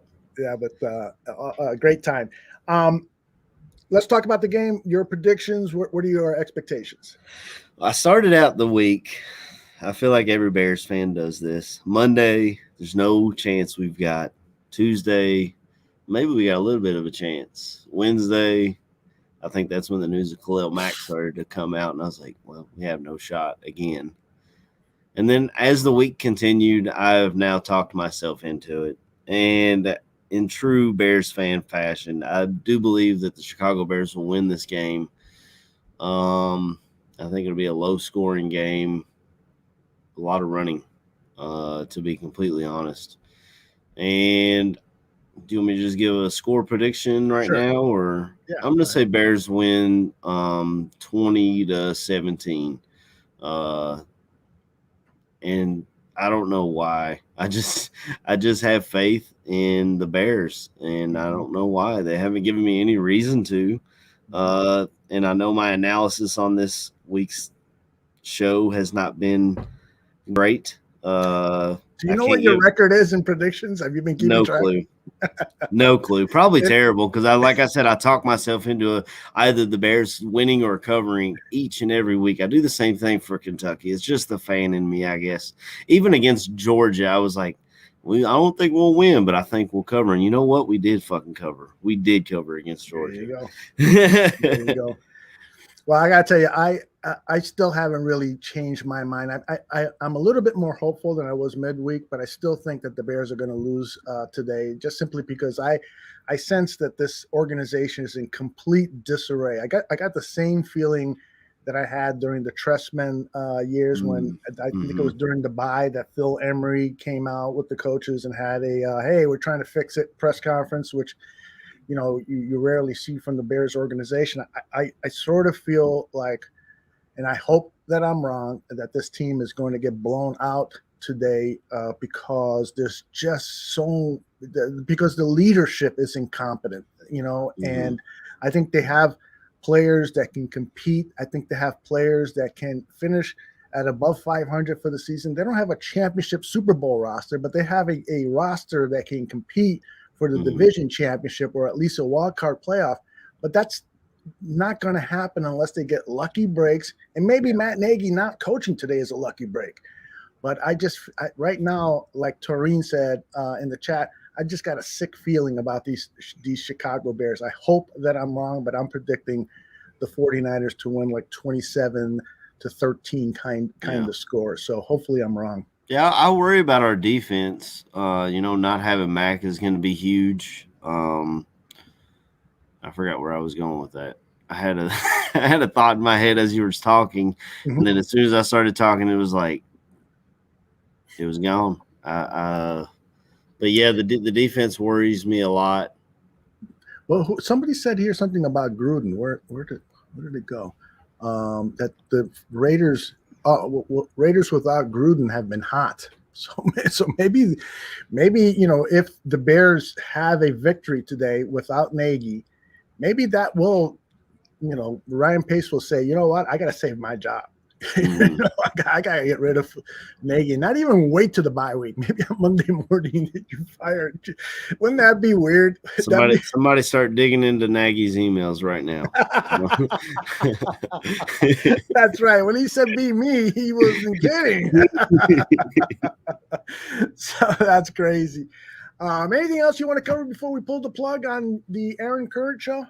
I think we've covered everything from college football to NFL to partying with AC. Yeah. We have. And I understand you're going to go as Mike Ditka to your party today. I am going as George Hallis. Do you have a Ditka impersonation you want to share with us? I don't know about Dicka, but I could try to do the super fans. Okay. The Bears today, they'll go out and they're gonna put up 89 points on the 49ers as a tribute to the great Dicka, and Bears 89, 49ers -17. Go Bears. That's the funniest my dick I've ever seen. He's got the hairiest neck I've ever seen. He's got a neck beard down here. And here my George Hallis impersonation. God damn it! Why the fuck is this Matt Nagy coaching my fucking football team? Virginia, do something! Do something! That's it, man. That's the best I got. A question here from the chat room. Let's see. Yo, Aldo, the Bears say they get advice from the Steelers. That is true. The Steelers looked at each other and was like, hey, listen to this shit right here. Just go out and hire the offensive guru. Exactly. Yeah, McCaskey said that. Well, what advice do you get? Oh, I get advice from some of the NFL team owners, the Pittsburgh Steelers, or somebody, the Rooney family, somebody that I talk to quite frequently. George, what are you doing? That's the competition. Yeah. Meanwhile, the Steelers have had Bill Cowher and Mike Tomlin for the last 30, 40 years, and we've gone through multiple head coaches at the same time. So. And Deborah says that special teams coach is the interim coach today, as we know. Any advice that you have for Chris Tabor on his first official NFL? I wonder if they win. Does he get the one? And it shouldn't go under Matt Nagy's record, right? He's not the official coach today. It's Chris Tabor. But you got any advice for Coach Tabor? Honestly, I would say don't try to do too much, man. Let Desai and Laser handle their stuff. Pay attention to the clock. Clock management's a big thing. Watch the game that's going on. There's times where we've seen Nagy miss things, like caught balls that were called drops and whatnot because his head was in the play sheet and he was thinking about the next play. Like you said in the press conference, he seemed like a guy who was overwhelmed. Hopefully he's just calm, and that's right, Chris Watts. Just win, baby. That's what it really comes down to. You just go out there and handle business, man, and don't try to do too much. Don't overthink it, Special teams coach are usually fired up guys. They got, they generate electricity with their coaching on the sidelines.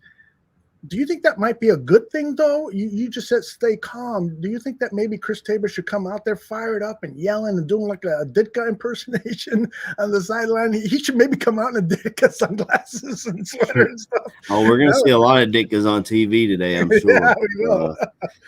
But what do you think? Do you think that maybe he should have a kind of a fired up attitude? I mean, maybe at this point, if he's going to let the coordinators do the coordinating, right, and really all he's got to worry about is game management, maybe he should present a presence on the sideline where he's firing everybody up. I mean, I wouldn't hate him being fired up and motivating players, but what I meant by stay calm is just like, don't overreact. You know what I'm saying? Like if you think the refs missed a call or don't go for it on 4th and 15 like he did in Cleveland, like Nagy did in Cleveland and killed our quarterback. Man, I try to forget that Cleveland game. Oh and my gosh. Now I got another game to try and forget. Hell, just like you were talking about the Trestman era. I think it was, didn't we put up or lost to the Eagles for 50? And then it was the Patriots and the Packers. Patriots and Packers, but I thought the Eagles had put up a lot on us too. I remember that being a big game. Yeah, I remember that was like it was either Sunday night or Monday Night Football, because I remember watching it and I was like, man, they got us on prime time. Let's go Bears. And then they went out there and I remember them being embarrassed. I don't know if it was a 50 burger, but that game was 2014, right? Hell, I can Google it right here. I'm sure this I got it. 2014. let's see, they lose to the Patriots 51-23, Packers 55-14, and then the Eagles. No, they didn't play the Eagles that year, but they lost. Let's see, they lost big. Geez, they lost to the Packers 38-17. I don't see another. They lost to the Lions. Don Burr's happy. 34-17. Jesus Christ, man. I don't even want to look at it anymore. It's very, very depressing. John Brewer says, yes, it was the Eagles, but I'm not seeing it, but that's probably because I got to go to the washroom really bad. So. That's fine. My wife's texting me already. Are you almost done? I'm like, Tell her I said hi.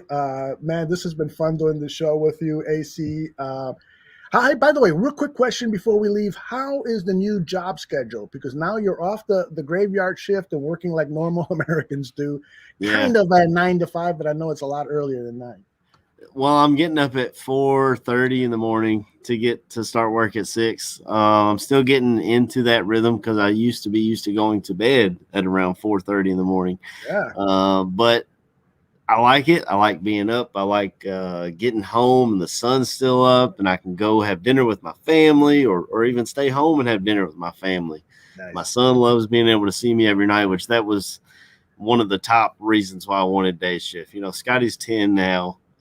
He's doing archery after school. He loves playing soccer. I'm trying to get him into football because he's built like me. So nice. I could teach him a thing or two on the football field. Life's doing great, man. And everything's looking good. My football team is not looking good, but other than that, I'll deal with it, man. Life is great. There you go. And say hi to your beautiful wife. Have a great day with her. And hopefully next time we see each other, we're talking about the Bears looking good and winning games. And that your prediction is right and mine is wrong. All right, brother. All right. Bear down. And I just want to tell to everybody else before we leave that we've got shows later after the game. It'll be Bear Football with John Buffon, Tyler Ellis, and myself. And then tomorrow, Greg Gabriel, the former director of scouting for the Chicago Bears, will be here at 2 p.m. to give his evaluation of the game. And then all sorts of other programming throughout the week. Best way to stay on top of things is to subscribe to our YouTube channel. You'll get alerts as to when we are live. Hit that little bell. It'll tell you as soon as we're going on, man. There you go. And make sure you follow AC on Twitter is at Aaron Current and my Twitter account at Barroom Network. And make sure you follow all the rest of the guys on the Barfly Tailgate Show. They'll be back here next week. Bobby Bombs will be back leading the crew on the Aaron Current Show. We'll see you next week. Bye-bye. Bear down.